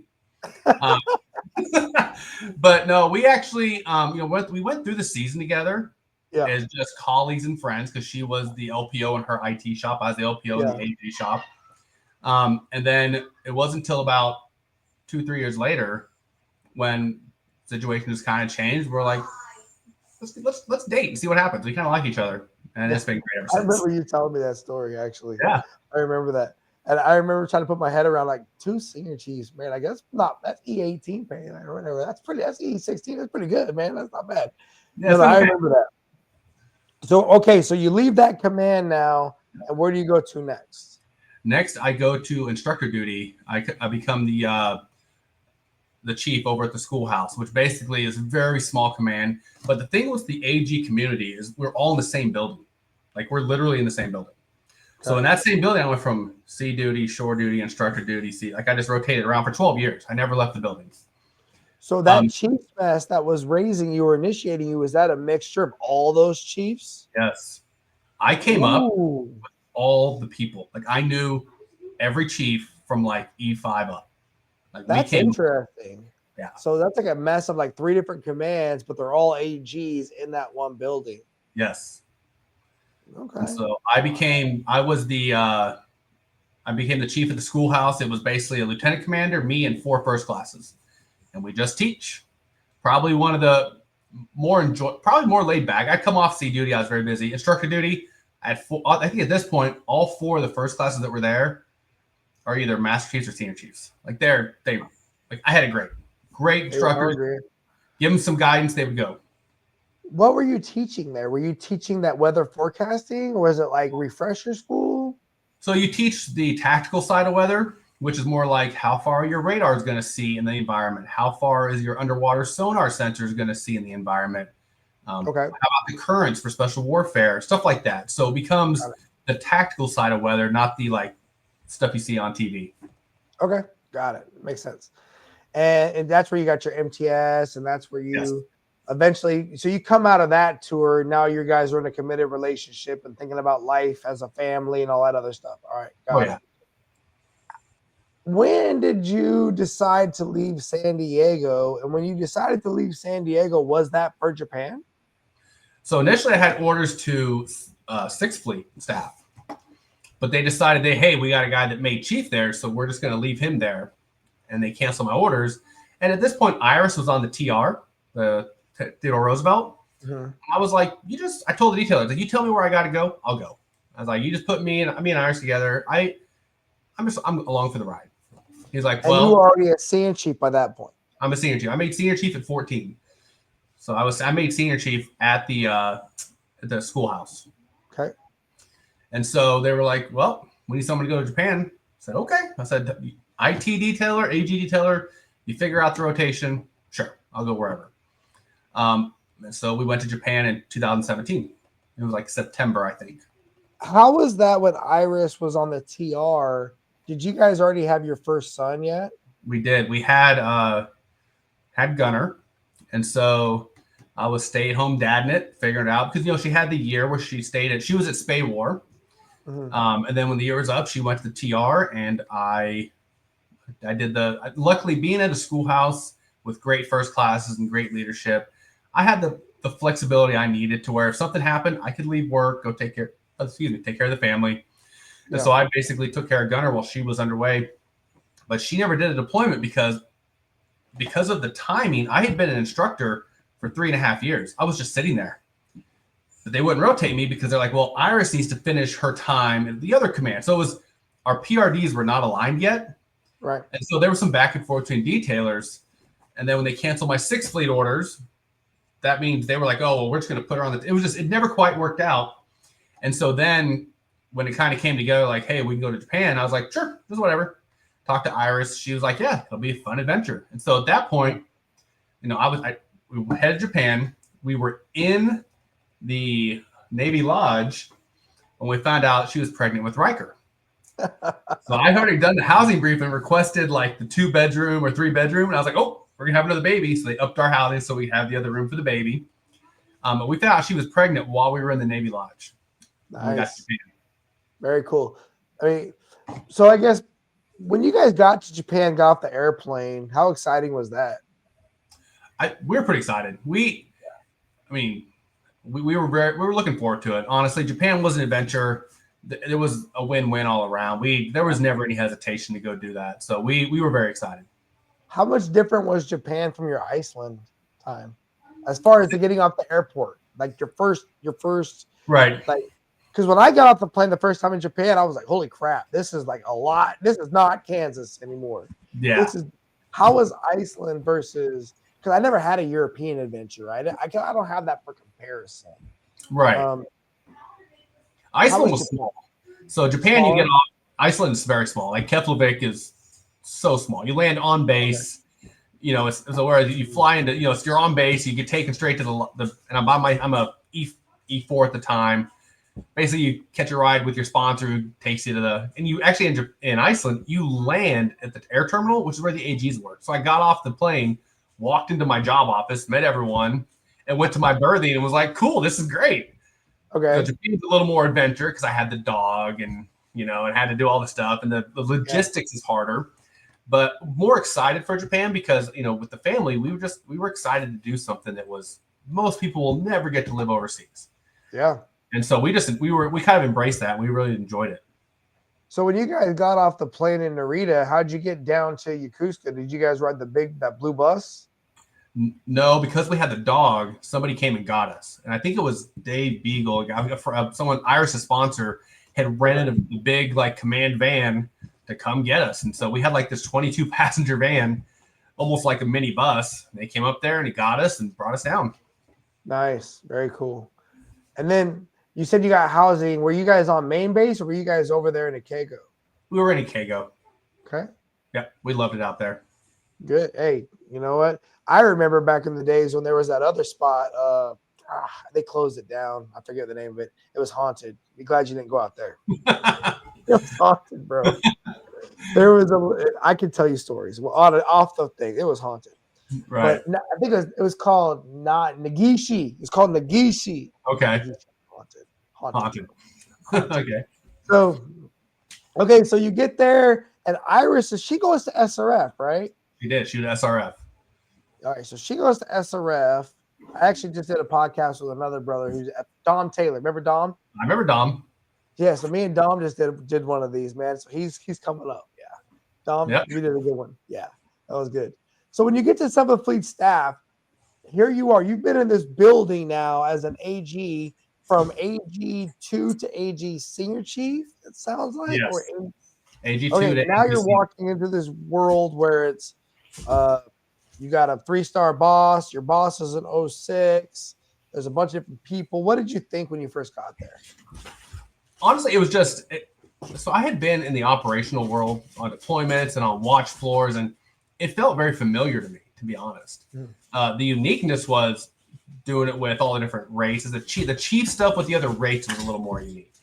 Mm-hmm. But a watch floor is a watch floor. It really doesn't matter where you put it at or who the customers are. Like, I know everyone's like, oh, it's the 3-star. As a METOC person, my first brief as an AGAR or AGAA was an 06. Like, my very first weather brief was an 06. Like, you are briefing senior people from the get-go. So I never felt like a watch floor is a watch floor. Maybe a few more watch stations, but at the end of the day, it's a watch floor. Yeah. So I felt very comfortable with that aspect of the job.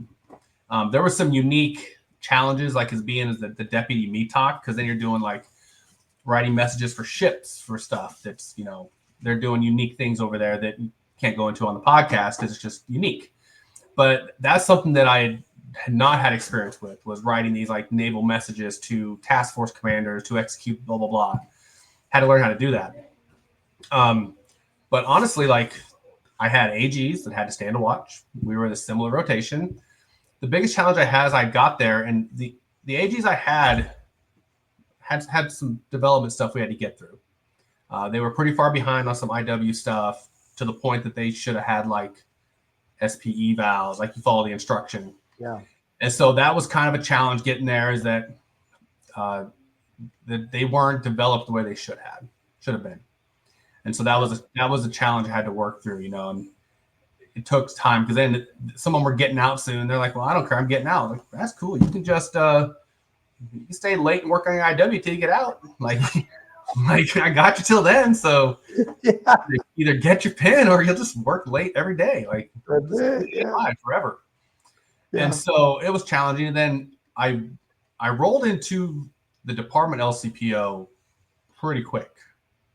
And so then we had some challenges with a couple chiefs that didn't have their IW pin.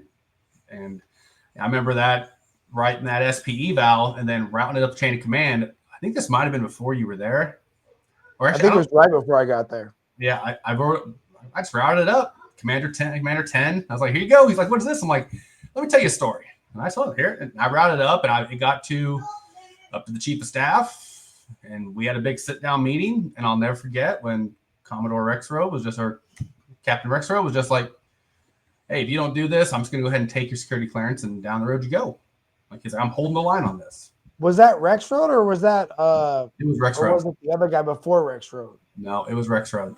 Then I was there, because I was there before Rexroad was okay. there. I couldn't remember what. So it was when you first got MA? Was it the MA? No, it wasn't the MA. It was a CTR, because it was a core. That's why it was a core rate. MA didn't have to get it, but the core rate did, which is why I was like, I'm pretty sure I remember the conversation, and if that was Rexroad, that makes 100% sense, because he's a submarine dude, right? oh He's yeah, gonna be like, "Oh, you're not qualified. You're out. yep. You're dead to me. You're gone." Right. So that was Okay. it was interesting to start. Okay, so that was when you first. When did you get there? I got there in September of 2017. Oh, you got there. I didn't get there. So man, I wasn't there yet, maybe, because I got there January of 18. I remember you got there because you arrived while I was on emergency leave because my dad had passed away. Oh. So like you had met everybody, and I will never forget like that command. They came through like I'd had no idea that they'd like paid for your plane ticket back and get you home. I didn't know that stuff. So Aaron Manning, who was the senior chief running the shop before I took over, yeah, I go up to the office. I'm like, hey, I'm a mess, and I'm explaining the situation. He's like, just go home. I'll take care of it. Because my wife was active duty, initially SRF was like, well, she's not on his orders, so they don't need to fly her home. And Toby Howitt reached out to SRF and was like, we're going to do this. Like, we're going to figure this out. And so he backed me up. I'd never met him. So he backed me up, and they got us all tickets and flew us back to be with my mom after my dad passed. So that was another one of the situations where I saw the mess do its thing, right? Like Aaron got me what I need. He had like by the end of the day, I think by the end of the day or the next morning, I had plane tickets. Yeah. Done. And Toby reached out to Irish's command, and they all fell in line, and it worked out really. It was really impressive how they supported me through that. Yeah, I remember. So when I first got there, Aaron Manning was still there, and to your point, I would say that 100%. When it comes to commands, they at that level, they can make miracles happen. Oh yes, right?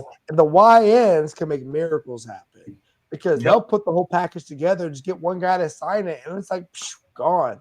Yep. And I remember just sitting in meetings hearing the budget, and I was like, "Oh my god, there's a lot of money passing through this place." Oh yeah, it's crazy. Like they had money, but I think that's that was part of the problem, though, was they had to get put back in the box eventually because I think the money was also being spent a little buck wild. But they took good care of people for sure, man. Yep.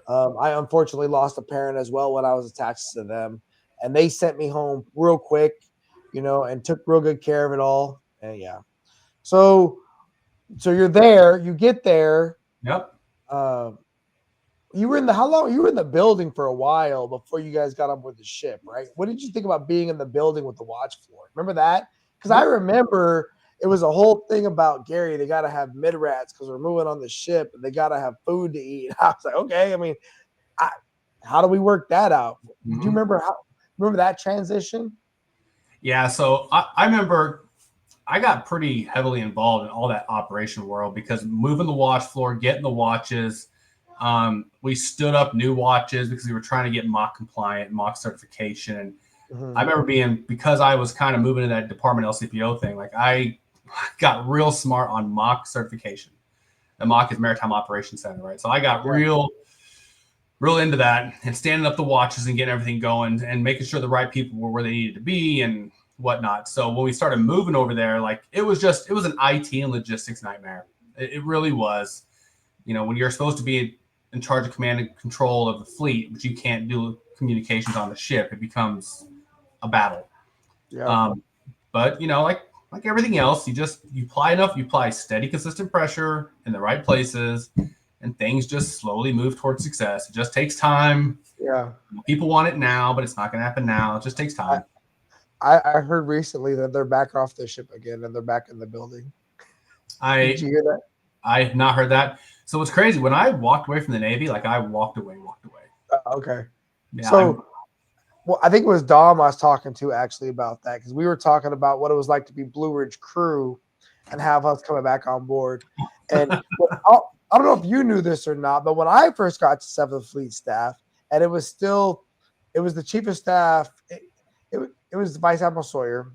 mm-hmm. He had just got there, and like with one of the very first meetings I ever had in that room, he was like, "Master Chief, I want you to get my staff back on board that ship as fast as possible." That was like my number one tasking, Yep. and it was like it was just all the things I was being told, like, Gary, it's gonna be bloody. Just start ripping band-aids off and making people be uncomfortable. And I was like, all right, I can do that. Yeah. Let's go. And it was quite the transition, but we got it. I mean, remember that time we got underway on the Blue Ridge and everything died, like all the air conditioning went out in the ship. I will never forget. Captain Rex Road on the Iridium phone on the flight deck screaming because it's the only way we can communicate because every computer overheated.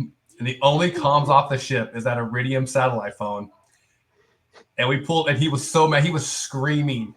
And I'm pretty sure CTF 74 on that. I mean, it was, or 76, sorry. Yeah, I remember that. I'll never forget that. I remember sleeping in the mock because I was sleeping in there because there's nowhere to sleep. Me and Zoe were, that was crazy. It was hot, man. It was hot. It was uncomfortable. Yeah, that was an interesting underway for sure. Out of all my underways throughout my career, that one was because if you would have said a worst case scenario, that was probably about it, short of a major fire. Yeah. Well, I remember like the Blue Ridge folks were so excited the engineering didn't fail. They're like, this is a success. And we're like, no, we're command and control and we have nothing. Yeah, but to them, they were like, we told y'all not to come. Oh, I know. They were so validated, bro. Like, I remember me and Jim Grant would be talking. He was like, he would just give me that "I told you so" look. And I was like, brother, I just work here too, dude. I'm just trying to help them. We're all trying to play our positions, bro. Yep. I really do. And if you remember, I thought we actually had a pretty unified mess for a period of time, especially like coming through initiation and all that. I thought it was pretty good. I think once me and who was the senior chief HT on the Blue Ridge who ran the season with us? I cannot remember his name right now. But remember, he did not like staff. And I think me and him at one point, he had taken a shot at the Blue Ridge, the 7th Fleet mess. And me and him went down to his office because we got into it. I met him at Peewee. I said, hey, man, why are you running your mouth? He's like, you want to talk about it? I was like, let's go. I love me some confrontation. So I was like, let's go down to your space. So we went down there. We hashed it out. And I explained our point of view, their point. And I mean, and after that, we worked great. I mean, we had no issues. I thought the season went really well. We had Mario with me, Zoe, Mario, and the other guy, I can't remember his name. But I had no issues with them after that. Once me and him, because he was the mess president and I was the mess president. And there was an issue with like the partnership day or the friendship day with the Blue Ridge kind of like undercutting us on coins or something like that. There were just some shady business practices. I thought they were shady. Not even saying they were, but from my perspective, they were. And so me and him had it out about that. And I was like, and that's why we split the mess with the associations up. Remember that? We separated, and that broke a long-standing tradition of that. But truth be told, having quite a bit of Seventh Fleet time under my belt, I will tell you, everyone knew that mess was toxic. Like the combined mess never works. Even on an aircraft carrier with an embarked air wing, you don't combine the CPOA, right? Nope. They're different things. And so it needed to be done. And we were just the ones courageous enough to do it and didn't care. Like we didn't mind the confrontation. And looking back, I remember when I left that ship, when I walked through a row of chiefs, it was all Blue Ridge and all 7th Fleet staff, right? It was not just 7th Fleet staff. Everybody came out to show me love. And they've all been super cool throughout life. As I've gone on in life, we've all been connected because I remember we being in the mess, having those conversations. And again, my background being a D seaman, black shoe guy like a lot of them, we all come from similar backgrounds, paths, and give advice, mentorship, whatever it was. So, but it's an interesting place to be a crew member because you're embarking and you're essentially an echelon or two away, right? And it's like he said, Cause is on the phone yelling at CTF 76 when the captain's downstairs, bro. And as a matter of fact, the captain was one of the best naval aviators in like Navy history. Captain Crozier's a freaking hero, bro. I don't care. I will fight for that dude. Like I remember when he walked off the Theodore Roosevelt in Guam, right? I took him a bottle of scotch that night. He had COVID, right? He had COVID. I was running the COVID response on the installation. The CMC, Gary, he just wants a bottle of booze. I'm like, I got you, bro. When I got the booze, because I had just been drinking with him downtown Guam, like weeks before that, reminiscing on 7th Fleet staff and like Captain Rexroad losing his shit all the time. Oh, yeah. And we were laughing about it. And then what's funny, I'm sitting in Guam on calls with 7th Fleet and Rexroad's on the other end of the phone losing his shit. Oh, yeah. Oh, I'm sure he was. You know, what you got to learn about the guy, he just was, again, he's just very deliberate. Very deliberate. So as we wrap up your 7th Fleet staff time, because you ended up leaving there right about when I left there, I feel like, right? Yes. So 7th Fleet was unique for me because, I'll go back a little bit. When I got there, Dave Vest was the SEL to command. And he was looking to turn it over, and he had said he'd already kind of like, hey, you're going to be the guy. And so then I left and came back, and you had showed up. So obviously you're the guy now because you're CMC. And so that story ties into the next command. That's why I'm bringing it up. So it was going to be SEL, be in DLCPO, love my life, whatever, it's good. And then we were actually finishing up our first deployment. I think we were in Singapore, and we had noticed Gunner had been just a little slow in development. Well, we had him evaluated, and he got diagnosed as like autistic. And so that is where, again, the command came through because Gunner was Iris's dependent, not mine, because the Navy cannot figure out, for some reason, how to list a dependent under a mom and dad if they're both active duty. They're incompetent. I don't get it. Yeah. So they're like, oh, we're going to send Iris home, but we don't know if we're going to send you back because you're operational here. That's when Chris Sherman was like, hey, I got you. And that's where I'll never forget. When I got my end of tour award, Cos Rexroad, I said, so I want to thank you for getting me out of here, be with my family. He's like, I will never forget this. He's like, if we can't help out somebody who's like the number one EP, then what are we doing? Like, if we can't help out the guy that gave so much, then what are we doing here? Mm-hmm. And that was like, that resonated with me because I was like, I put a lot in, between CPOA and running seasons and ops at LCPO. I felt like I had really invested myself in that command because I loved that command. I really enjoyed my time there. And then when my time got cut short about a year early, he was like, no, we'll take care of you. And within a few months, I had orders back to, where did I go next? I had orders to 2nd Fleet staff because the detailer was like, listen, you're too senior. You're one of the more senior chiefs. I got to keep you somewhere that keeps you in a senior position. So you're not going to go to like the weather center because you're basically like, that's a down step. I said, okay. I said, buddy, send me wherever you got. Whatever you think is going to be best for me, career in the Navy, I'm good. So they sent me to second fleet, which was just standing up. They were very new. So I went to second fleet next. How much different was that from going from 7th Fleet to 2nd Fleet? Oh, it was a mess. I have never seen so many 04s convinced they know the right answer. Oh, staggering. Women.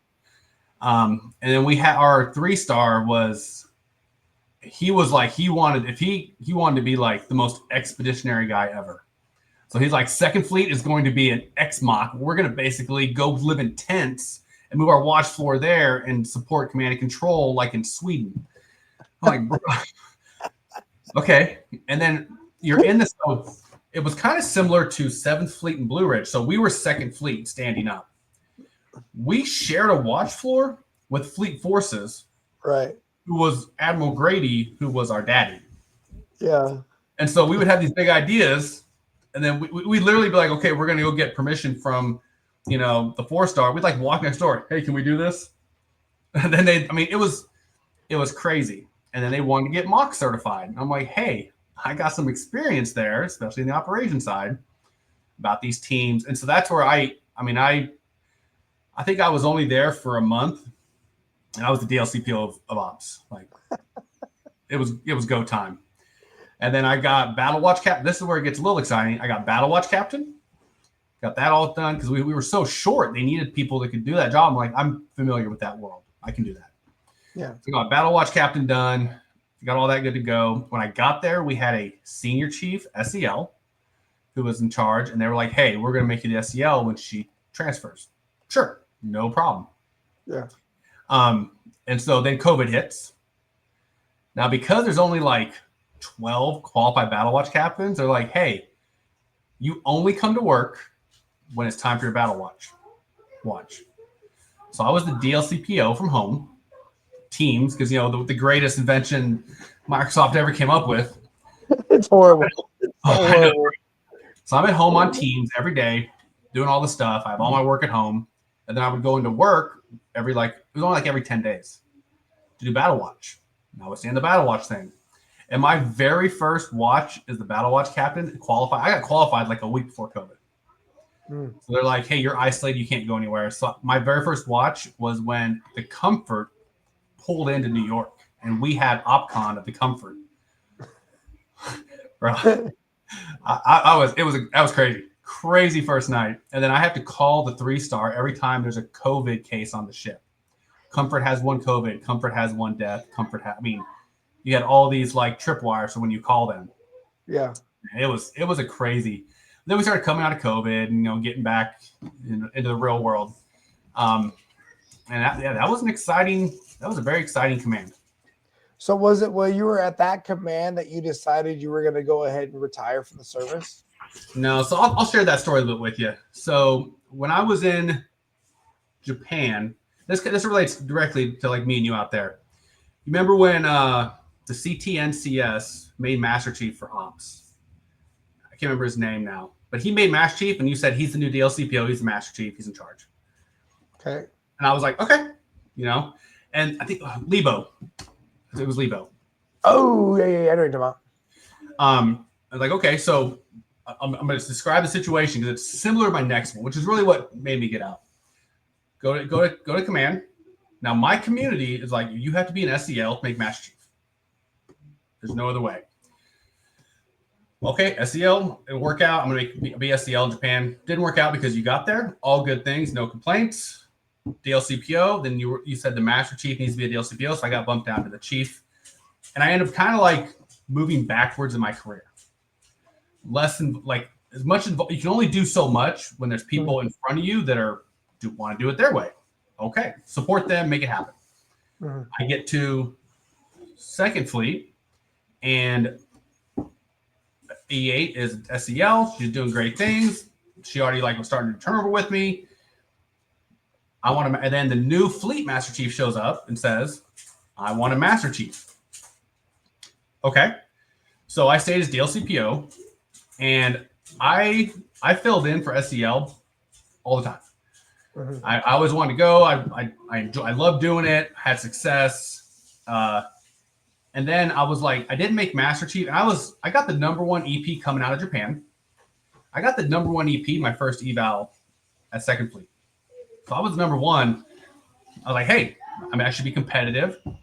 They had a couple great guys make Master Chief, no complaints. But then they made 4 of them. There's only 10 AGCMs in the Navy. They made 4. At this point, I had been the #1 EP for 3 years in large groups. Still didn't pick up.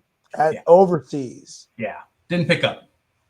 So I was like, man. So they at this point they're like, okay, well, time for orders.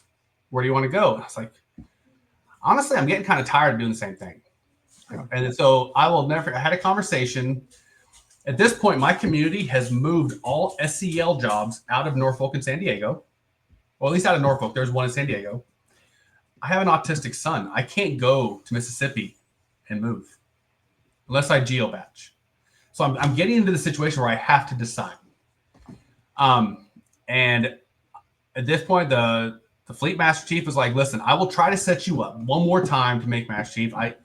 He sent me to the CMC school. I actually went to the CMC school. Loved it. Did you enjoy that 2-week little bumper course? Bro. What did you think of that, bro, for real, man? Well, online courses always suck, but I did that personality test. The Hogan? Yeah. And I will never, the instructor, I'll never forget, the instructor literally looked at it. We were doing over the computer, of course. He goes, I don't see a lot like this. I'm like, what's up? He's explaining my scores. He's like, you are somebody who can talk good people into bad ideas. And I was like, I'll be honest, I know that. He's like, you can be, because I'm a very I can be very convincing, motivating, excited about things. And I talked to you about this before when I was part of the mess fleet. I can dominate a conversation and convince a room to do something, even if it's not the right thing. So I have to be very aware of that. Like, I don't ever want to lead people the wrong way. And I told him, I was like, I know this. Like, this is a personality trait of mine that I do know. And he was like, yeah, you better be careful because you can definitely get a mess in a lot of trouble, which made me chuckle, right? And so at that point, I did everything I could do to try to make 9. At this point, they're making 3 again. So they're like it's like 7 turnover in 2 years. I don't make it again. So now they're like, okay, here's what we want you to do. We're going to send you back to ESCOT, which is our C component. And we're going to send you to C. And it looks like we're going to send you on the, what was it? The Ike, the Eisenhower. And you're going to be the division chief of the Eisenhower. So my last 2 tours, I have been DLCPO as staff, doing complex mission sets, doing big things, like doing all this stuff. Yeah. And now they want me to do the same job I did as a first-year chief. I was like, I'm not doing it. So they wrote me orders. So they wrote me orders for sea duty. And I had a coming to Jesus moment. Like I'm pretty free to speak my mind, but I generally don't cross any lines. I'm a pretty straight shooter on that. But Hubin Phillips, he was our fleet master chief, and we had a great work relationship. And I was in his office, and I was again filling in for the SEL. I have 6 months till I transfer. I'm covering SEL a couple weeks out of the month. And I get in there, and he's like, "What's going on?" I was like, "Honestly, Hubin," I said, "Can I be honest with you? Kind of speak freely." He's like, "What's up?" I was like, "For somebody who talks about talent management, you sure suck at it." I was like, I tried so hard to do this. And at this point, we were like 3 Master Chiefs had gone through the role of SEL because it hasn't quite worked out. I was like, I loved that job. I would have done that job for you. I would have been good at it. I would have supported you. I had the respect of the mess. Everything. I was like, but you just, because you wanted a Master Chief, you've made things worse. And it's on you. And he was like, oh, okay, you want the job? I was like, no. I was like, quit making me fill in. I'm like, I'm out of here in 6 months, dude. I don't care about this now. He goes, if I can get you extended for 1 year and make you the SEL, to this point, he was struggling to fill it. I said, yeah. I said, Hubin, if you can make this work, I'll be your SEL right now. You got to make it work, though, because I have orders to sea duty. He's like, we can make this work. And this is where the rubber kind of met the road, where I was like, okay, let's figure it out. So he got it approved. This is where it gets unique. This is all hearsay because I was told this. I don't know if it's true. I don't know all the backstory. but I will relay what was told me, because I think it's important people understand that there are times that people try to play games behind the scenes that just wreck people. Man. He went ahead and it was approved at PERS for me to be extended for 1 year to fill that job. But because my community, I don't think, wanted me to stay and fill the SEL role, it was taken to the 3-star at I4 who said no. So the 1-star at PERS said yes, but the 3-star at IW who owned the billet was like, no, he's got orders to sea duty. And the AGCMs were like, no, you got to go. You got to go do your sea duty. And then maybe after that, if a job's open for SEL, you'll get a chance. Now, at this point, I've been a senior chief for 10 years. Yeah. Or 8 years. And I'm like, I don't think I'm going to do it. And so I came home and talked to Iris. And I mean, I was sick. Like, I couldn't sleep because I love the Navy. I really do. But I was so tired of doing the same job. Like, either move me. If I don't have what you're looking for, fine. Just let me go then. Like, if I'm not Max Chief material, I'm out the door. I'll move on. And so I submitted the paperwork. Now, it was slow rolled because Hubin was convinced, as most people who are in the very senior positions are, that through their sheer force of will and influence, they can make this all work out. Yeah. It didn't work out. So I dropped my retirement paperwork. I only had 4 months till I was getting out, and I got out. And that's why, when I walked away from the Navy, like, I was done. I actually started my job. I went to Amazon as a human resource business partner. I was still on terminal when I started that job. And a couple things made it real clear. If you're not appreciated where you're at, go somewhere else. There are people out there that will pay you for your experience. Yeah. I was making more money at Amazon than I would have made if I was a fleet master chief. I mean, there's a market for people that want to lead and solve complex problems. Go find it. And I was like, man, why was I staying in at that point? Loved the job, but I needed a new job, and I couldn't get a new job, and that's why I moved on. Iris was in school to be a physical therapy assistant. She was living her dream, and I was like, I'm just gonna go to Amazon and make a bunch of money while she's in school, and we'll figure it out from there. But it was 2 commands in a row where it was like, we're gonna make the SEL, which is the last check I need. Because I asked our community master chief, she's like, no SEL, you won't promote. So I was told point blank. And there's no SEL jobs in Norfolk. So, what's funny about that is, God, I relate with it a lot. Because unfortunately in our Navy, especially in the senior enlisted community, talent management is freaking not good. Not at all. Right. And it's just not, right? And I'm sorry you went through that. And as I think back and I listen to you, right? I remember, whatever that SEL thing was going to be for you as 7th Fleet staff, I went from October thinking I'm going to be on Ashland for the next year and a half to them moving me and my family up there in 2 months, and me thinking it's a big career move, to figuring out really quickly that this was a collateral duty senior enlisted leader job. Yeah. Right. And I had just went from running my own ship, right? My own ship, but how it was sold to me by some people, right? It was not what I was going into. And then, of course, I also saw, and I don't know if you ever saw this, but I saw toxic levels of our Navy that people were just not following the rules that the regular Navy had to follow. And that really bothered me, right? Because I had just left the fleet where we were really holding the law down, and these people are not, right? And that was a problem for me. And I'm not going to get into all that. But then, so I could see Dave Vest not knowing I was going to get activated, and Kaz was pushed over to ATG Westpac, or not, Surface Group Westpac, right? Because when I got there, Vest was the senior enlisted leader. He took over from Swift, right?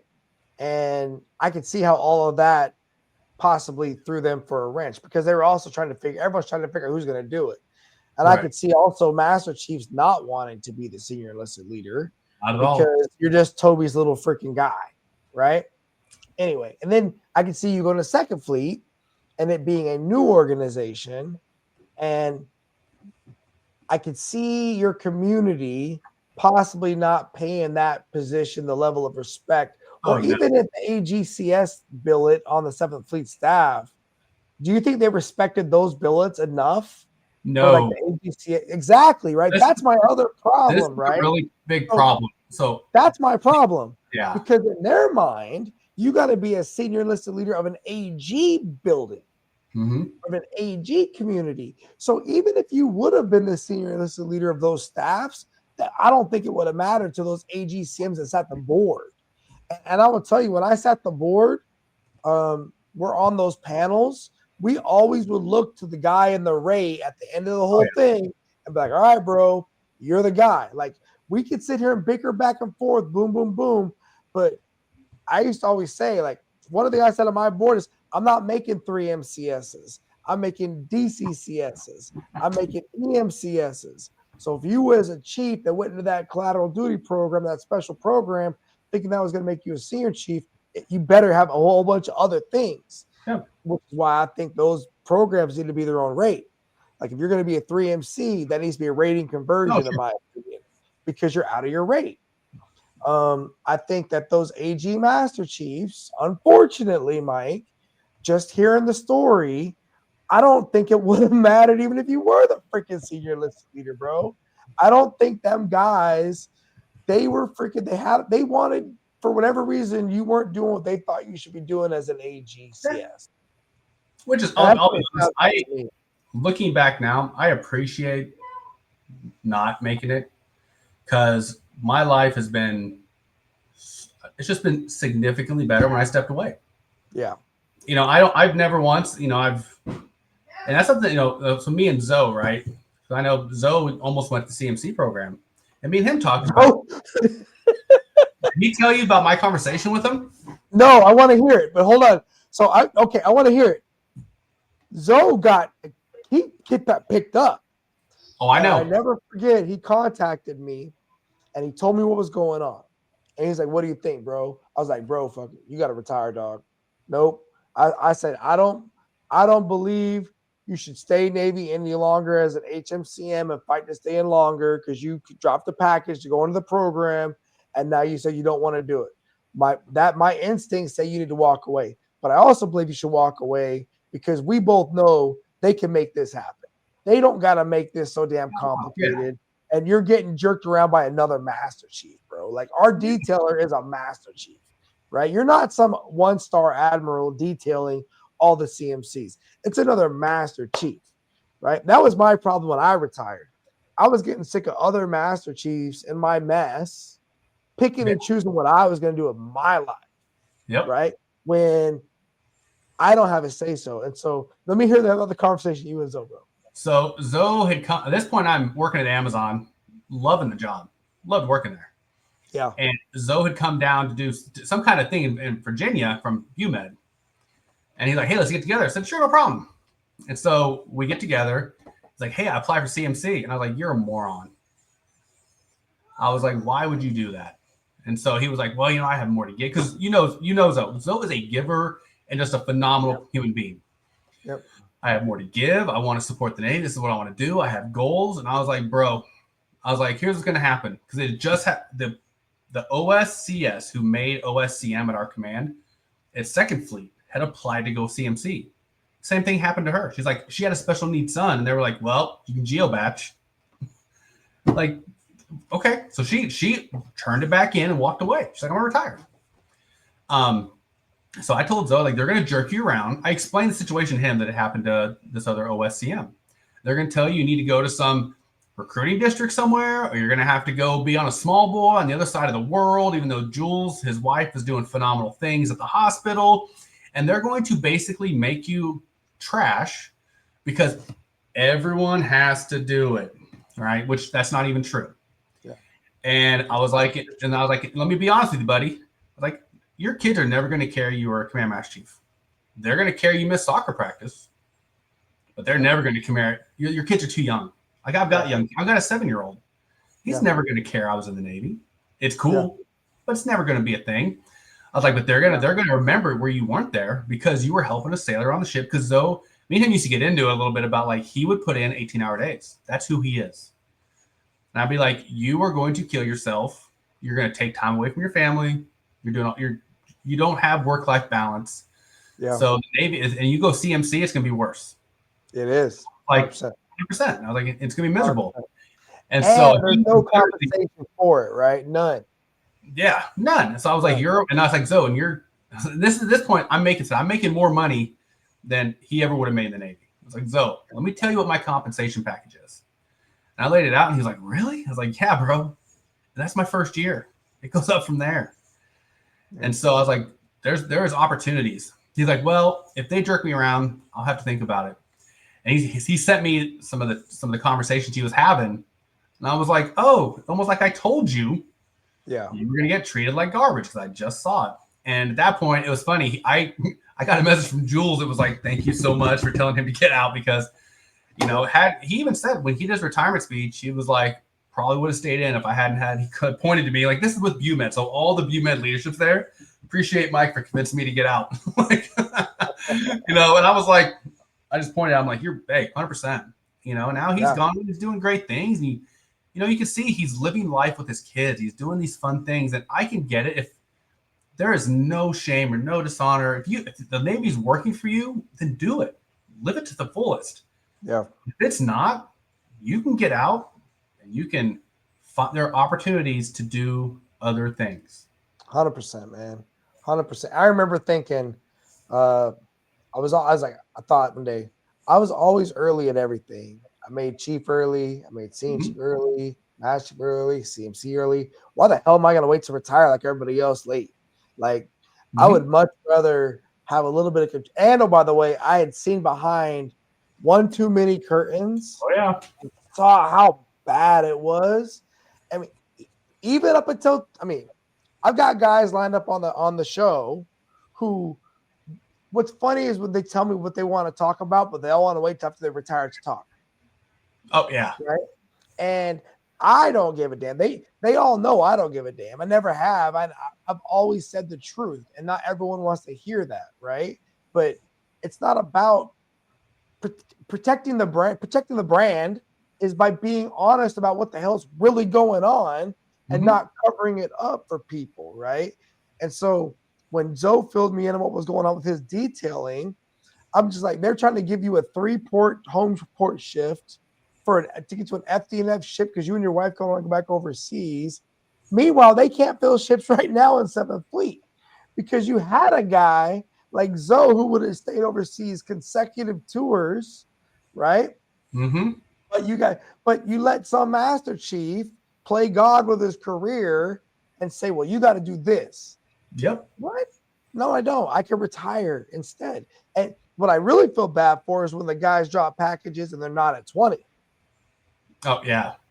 That's a tough one, right? So before I went CMC, I was a DC Master Chief in Norfolk, and I went to Surfland, and I sat down with every CMC that was on staff that had been fired. There was like 5 of them that were on staff at Surfland that had been fired, detached for cause. And because as a CMC, you literally serve at the leisure of an officer. All Rexroad had to say was, I don't want that dude on the ship anymore. And I wasn't even allowed to walk on Blue Ridge, bro. Yep.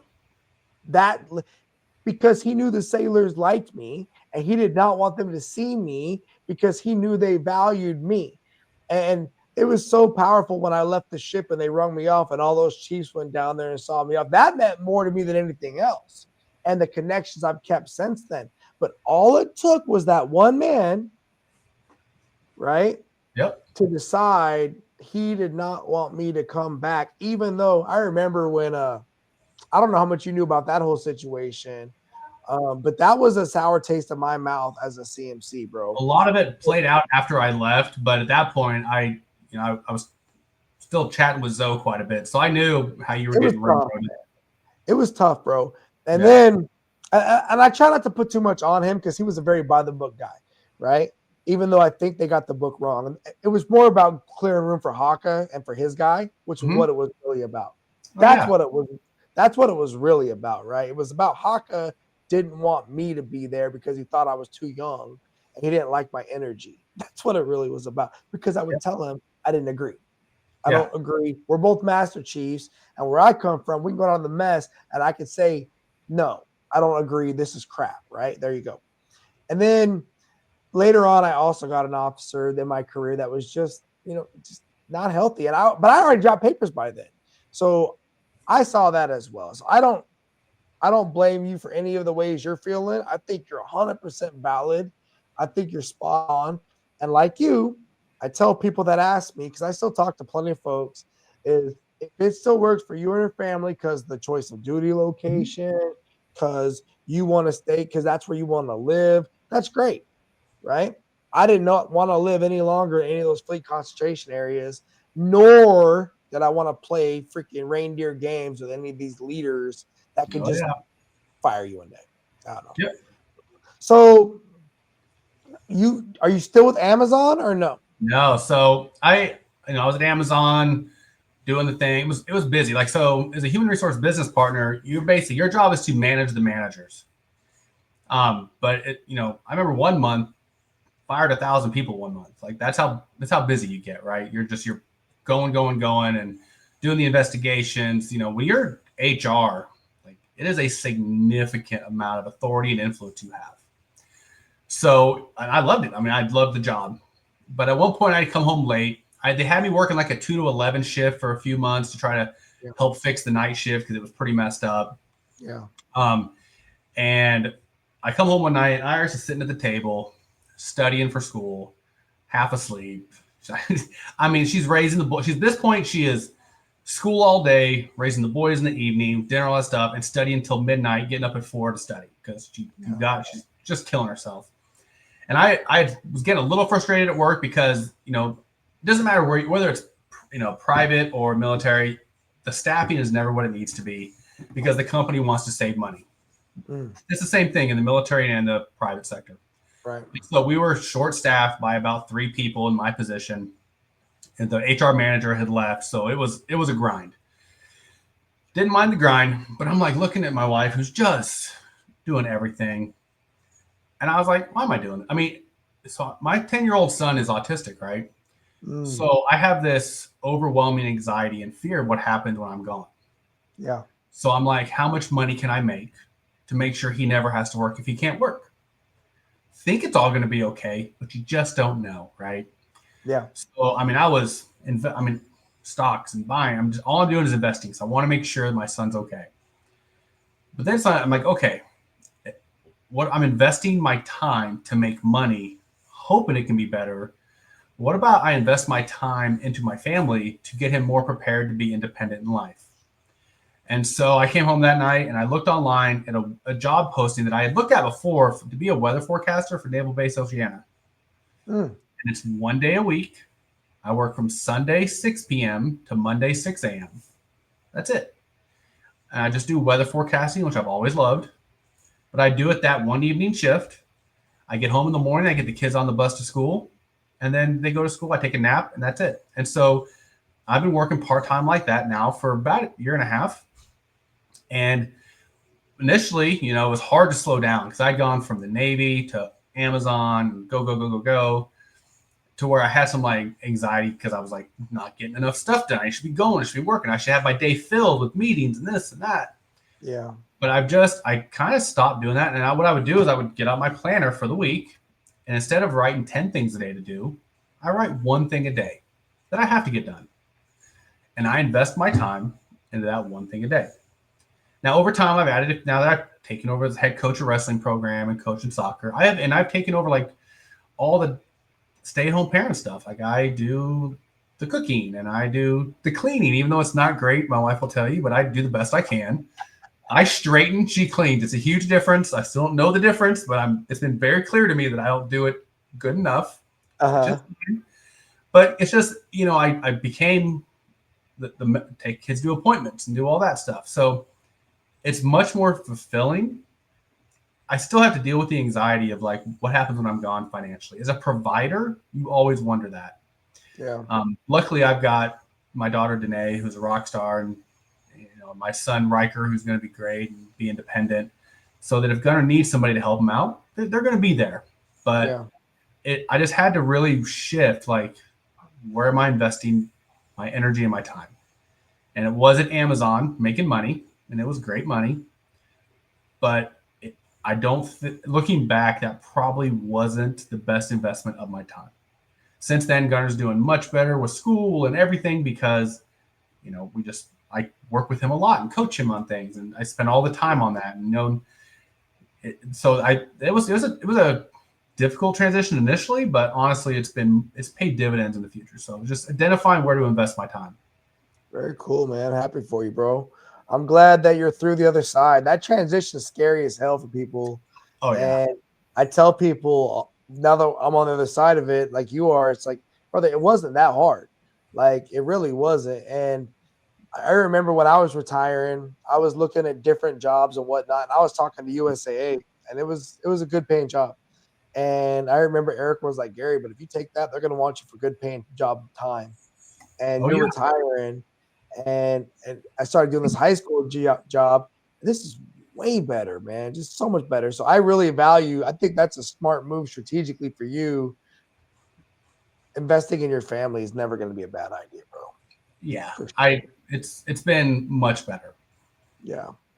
All right. Well, hey, we're about to land this sucker. So as we wrap this thing up, I'm going to ask you some rapid fire questions. Okay. Right? Just go ahead and give me your answers, and then we'll just kind of close it up, okay? Sounds good. All right, man. All right, here we go. What was your welcome to the Navy moment? Do you ever have a moment where you're like, oh, my God, I'm really in the Navy now? Yeah, that was when AG2 Glenn Rasmussen put me at attention and screamed at me. Like, I'm telling you, man, that moment was a defining moment of my life. All right. Hey, I appreciate that. All right. When you look at the stuff you've done in your career, what do you see as one of the biggest leadership challenges that organizations face today? Like, what do I see as challenges I dealt with, or just what organizations deal with? Yeah, just in general, or what you dealt with. I mean, I think one of the ones you highlighted was definitely talent management, right? Yeah. And I talk to my students about that a lot. And that was one of my biggest things, was always trying to do my best to manage a bunch of hard chargers, right? That's hard.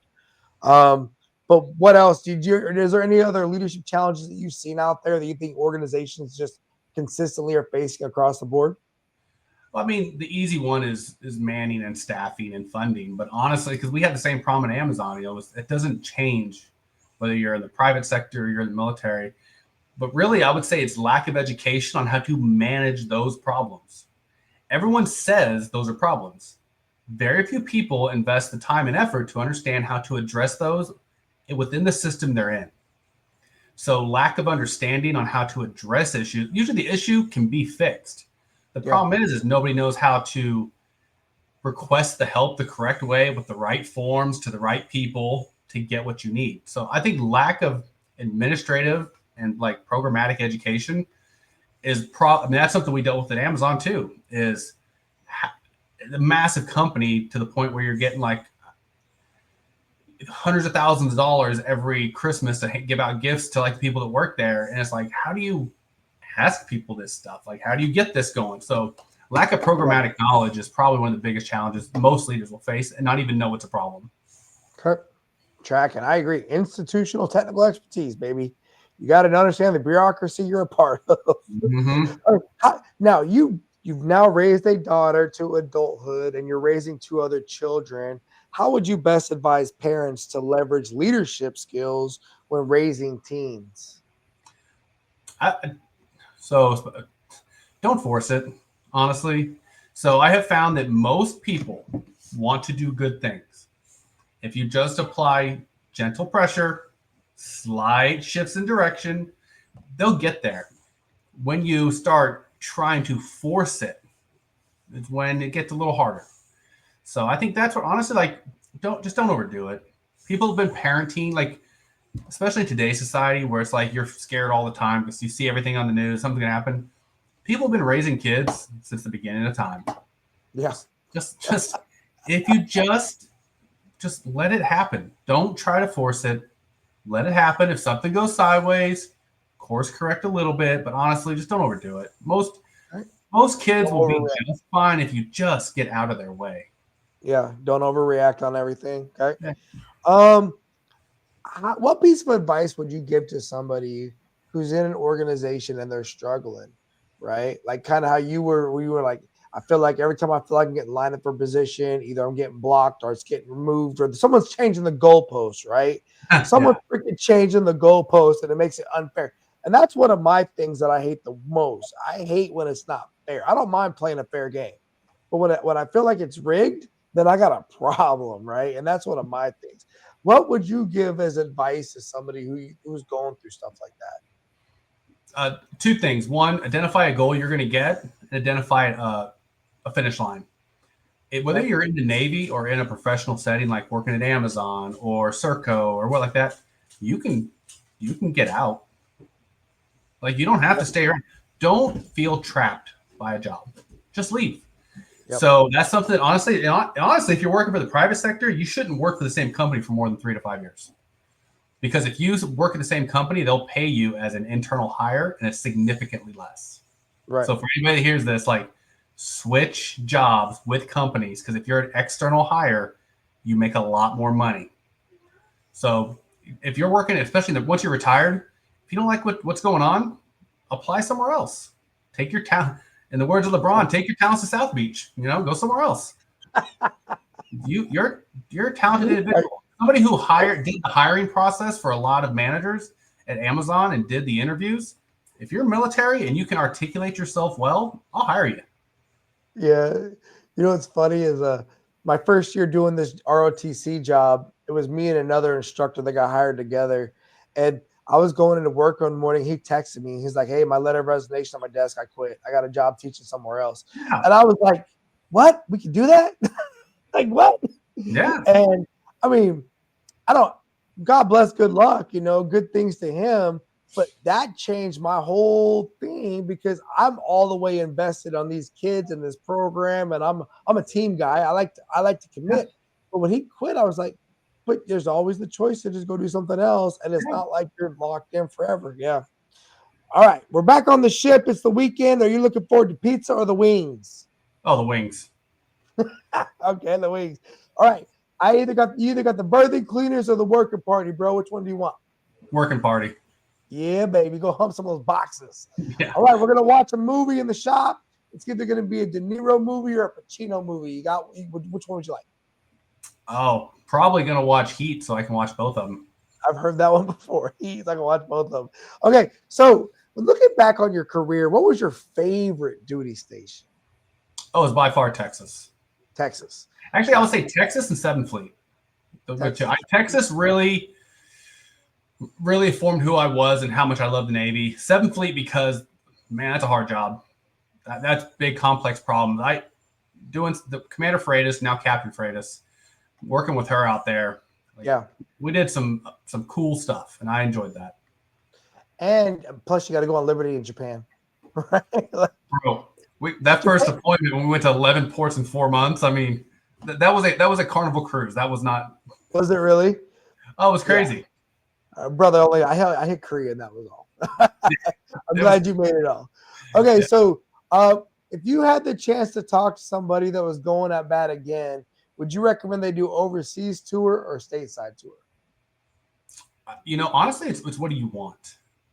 It's not. I don't think I could that whole convincing thing, right? There's great things to do and commands and experiences everywhere in the Navy. I loved my overseas tour. I did some cool things in San Diego. My favorite place I've lived is Norfolk, Virginia. I love it here. I love our house. I love getting part of the community and coaching wrestling. And, I don't, before you make a decision, know what you want to get out of that decision. Right. So if your community recommends overseas duty and you go do this and that, and it always looks favorable, if you're forward deployed, go do that. If you want to go hoorah Navy and do it. If you want to just do some cool stuff, then do some cool stuff. Just realize that you may not promote as fast. Right. Definitely. Hey, there you go. Do you have a favorite movie series? Ooh, movie series. So here, it's kind of a guilty favorite. Final Destination. If you just want to watch some garbage movies, The first one was pretty interesting story, but after that, it's like, what unique way can we kill this character now? And there's like 10 of them, and they get pretty crazy. So I actually, that's a fun one to watch. Me and Iris just watched that recently, and we're like, man, this is crazy. Like, that's a good time. Nice. Okay. Would you rather be independent or on a team? That's a good one. Probably independent at this point. I like coaching teams, this and that, but if it's like I said, solving complex I like independently solving complex problems for a team. Yeah. But I think I kind of prefer the independent at this point. I understand. Definitely. Do you have a personal leadership like philosophy or like just position? Honestly, it's just be the calm in the chaos. So I've taught that to a lot of selects. I'm like, listen, just be at the calm in the chaos. And if you can just not get worked up when everybody else is, people will naturally turn to you. People turn to stability. They always have, always will. That's just human nature. Just be the calm in the chaos. And then identify. And the other thing I tell them is like, identify what part of the problem you're good at. So some people are really good at like 80% of the problem. Like that's the meat and potatoes of it, right? That's the part in the middle. But the first 10% and the last 10% can be really hard. Getting started, getting across the finish line. I was more of a 20% guy. I can get something started and I can get to the finish line. But what part of the problem do you want to be really good at? Sometimes you need people that can do both, right? You need to do both sometimes. So I think identify where you succeed and really focus on, like when you came to 7th Fleet, I remember I the first day I met you, you're like, hey, I want to do this Sailor 360 and I want to get these E5s involved. I was like, okay. And probably one of the most successful programs I ever stood up was when we did that senior listed senior officer TED Talks. Mm-hmm. That was great. I mean, I had officers pounding at my door to be a part of that. We had at one point we had 130 people in the room trying to get into that meeting. Like, It was great. But once it got going, the first 10%, then it kind of took over itself. And then the last 10% of the problem was just kind of turning it over. So I actually really I think that's a good thing for people to understand. It's like, what part of the problem are you good at? And if you recognize that, it'll help you in your career. Good. All right. In the Chiefs mess, we had deck plate leadership, institutional technical expertise, professionalism, character, loyalty, active communication, and a sense of heritage. Those were our guiding principles, right? Out of those, which one was your favorite? Probably the professionalism, to be honest. I think just because I think they can kind of encompass most of it, to be honest. But if you're a professional and if you carry yourself in a professional manner, you're probably going to be the calm in the chaos. You're not going to be going off the handles. You're going to approach your job in a professional manner so that other people around you will approach it in a professional manner. So probably professionalism, I think, is number one, because we have all seen enough people in the Chiefs mess that are not professional that we know what kind of cancer that can be. Okay. I agree, man. I think it's just understanding where people are coming from. Yeah. How about, would you rather lead or follow? Probably lead, which kind of goes against the independent thing. But I'm good at 10% of the problem, and most leaders have to get that first 10% started. Inspirational, yeah. All right, brother, that is it, man. Do you have any saved rounds or alibis? No, you kind of said it earlier, getting out of the Navy wasn't as hard or scary as it should have been. I think I would 100% agree. And then one thing I would tell everybody is don't let the Navy be the pinnacle of your life achievements. There is so many awesome things out there. Like, I have known Chiefs that the pinnacle of their existence was their retirement ceremony. Just don't let that be you. Love it, embrace it. I mean, live it to the fullest. But there's too many great things out there. So that your retirement ceremony, don't peak there. Like, there's so much more after that. Don't peak at your retirement ceremony. First, I tell that to the students, man. I'm like, look, your high school graduation is not the end. It's only a beginning, man. Like, you got so much more things to do. So my younger son, Lincoln, He actually said to me the other day, he said, Dad, you used to be in the Navy, right? And I was like, bro, you just checked the block. You have no idea how long I've been waiting for that day. Like I knew that I wanted to teach high school JROTC when I retired. I remember. But then I wanted my younger son or both my sons or anyone to say, hey, Master, you used to be in the Navy, huh? Like, yeah, I used to really be in the Navy, man. Yeah. And I'm also a school bus driver now, too. Like, I drive school buses. That's awesome. Yeah. It's my favorite. It's one of my favorite parts of the summer, right? Thank you, bus driver. Like, I worked my whole life to be a bus driver. It's great, man. It's awesome. Bro, invest your time in what makes you happy. I'm all about it. Yeah, man, for sure. All right, Mike, man, I appreciate you taking that time with us and sharing it. And, brother, it was good catching up with you, bro. I hope nothing but great things. Congrats to Iris for doing big things. And I hope nothing but good things come your guys' way, bro. I appreciate it, Gary. It's a great chat with you, man. It's been a long time, and it's definitely good catching up. It was good catching up. All right, everybody, thank you for listening to us, and we will talk to y'all soon. All right, bro, peace. Peace. And I know I was born for this. I know I was born for this. Don't care for the critics, my words are like physics, a force that they can't stop. They just don't get it, I think they forget I'm not done till I'm on top. I know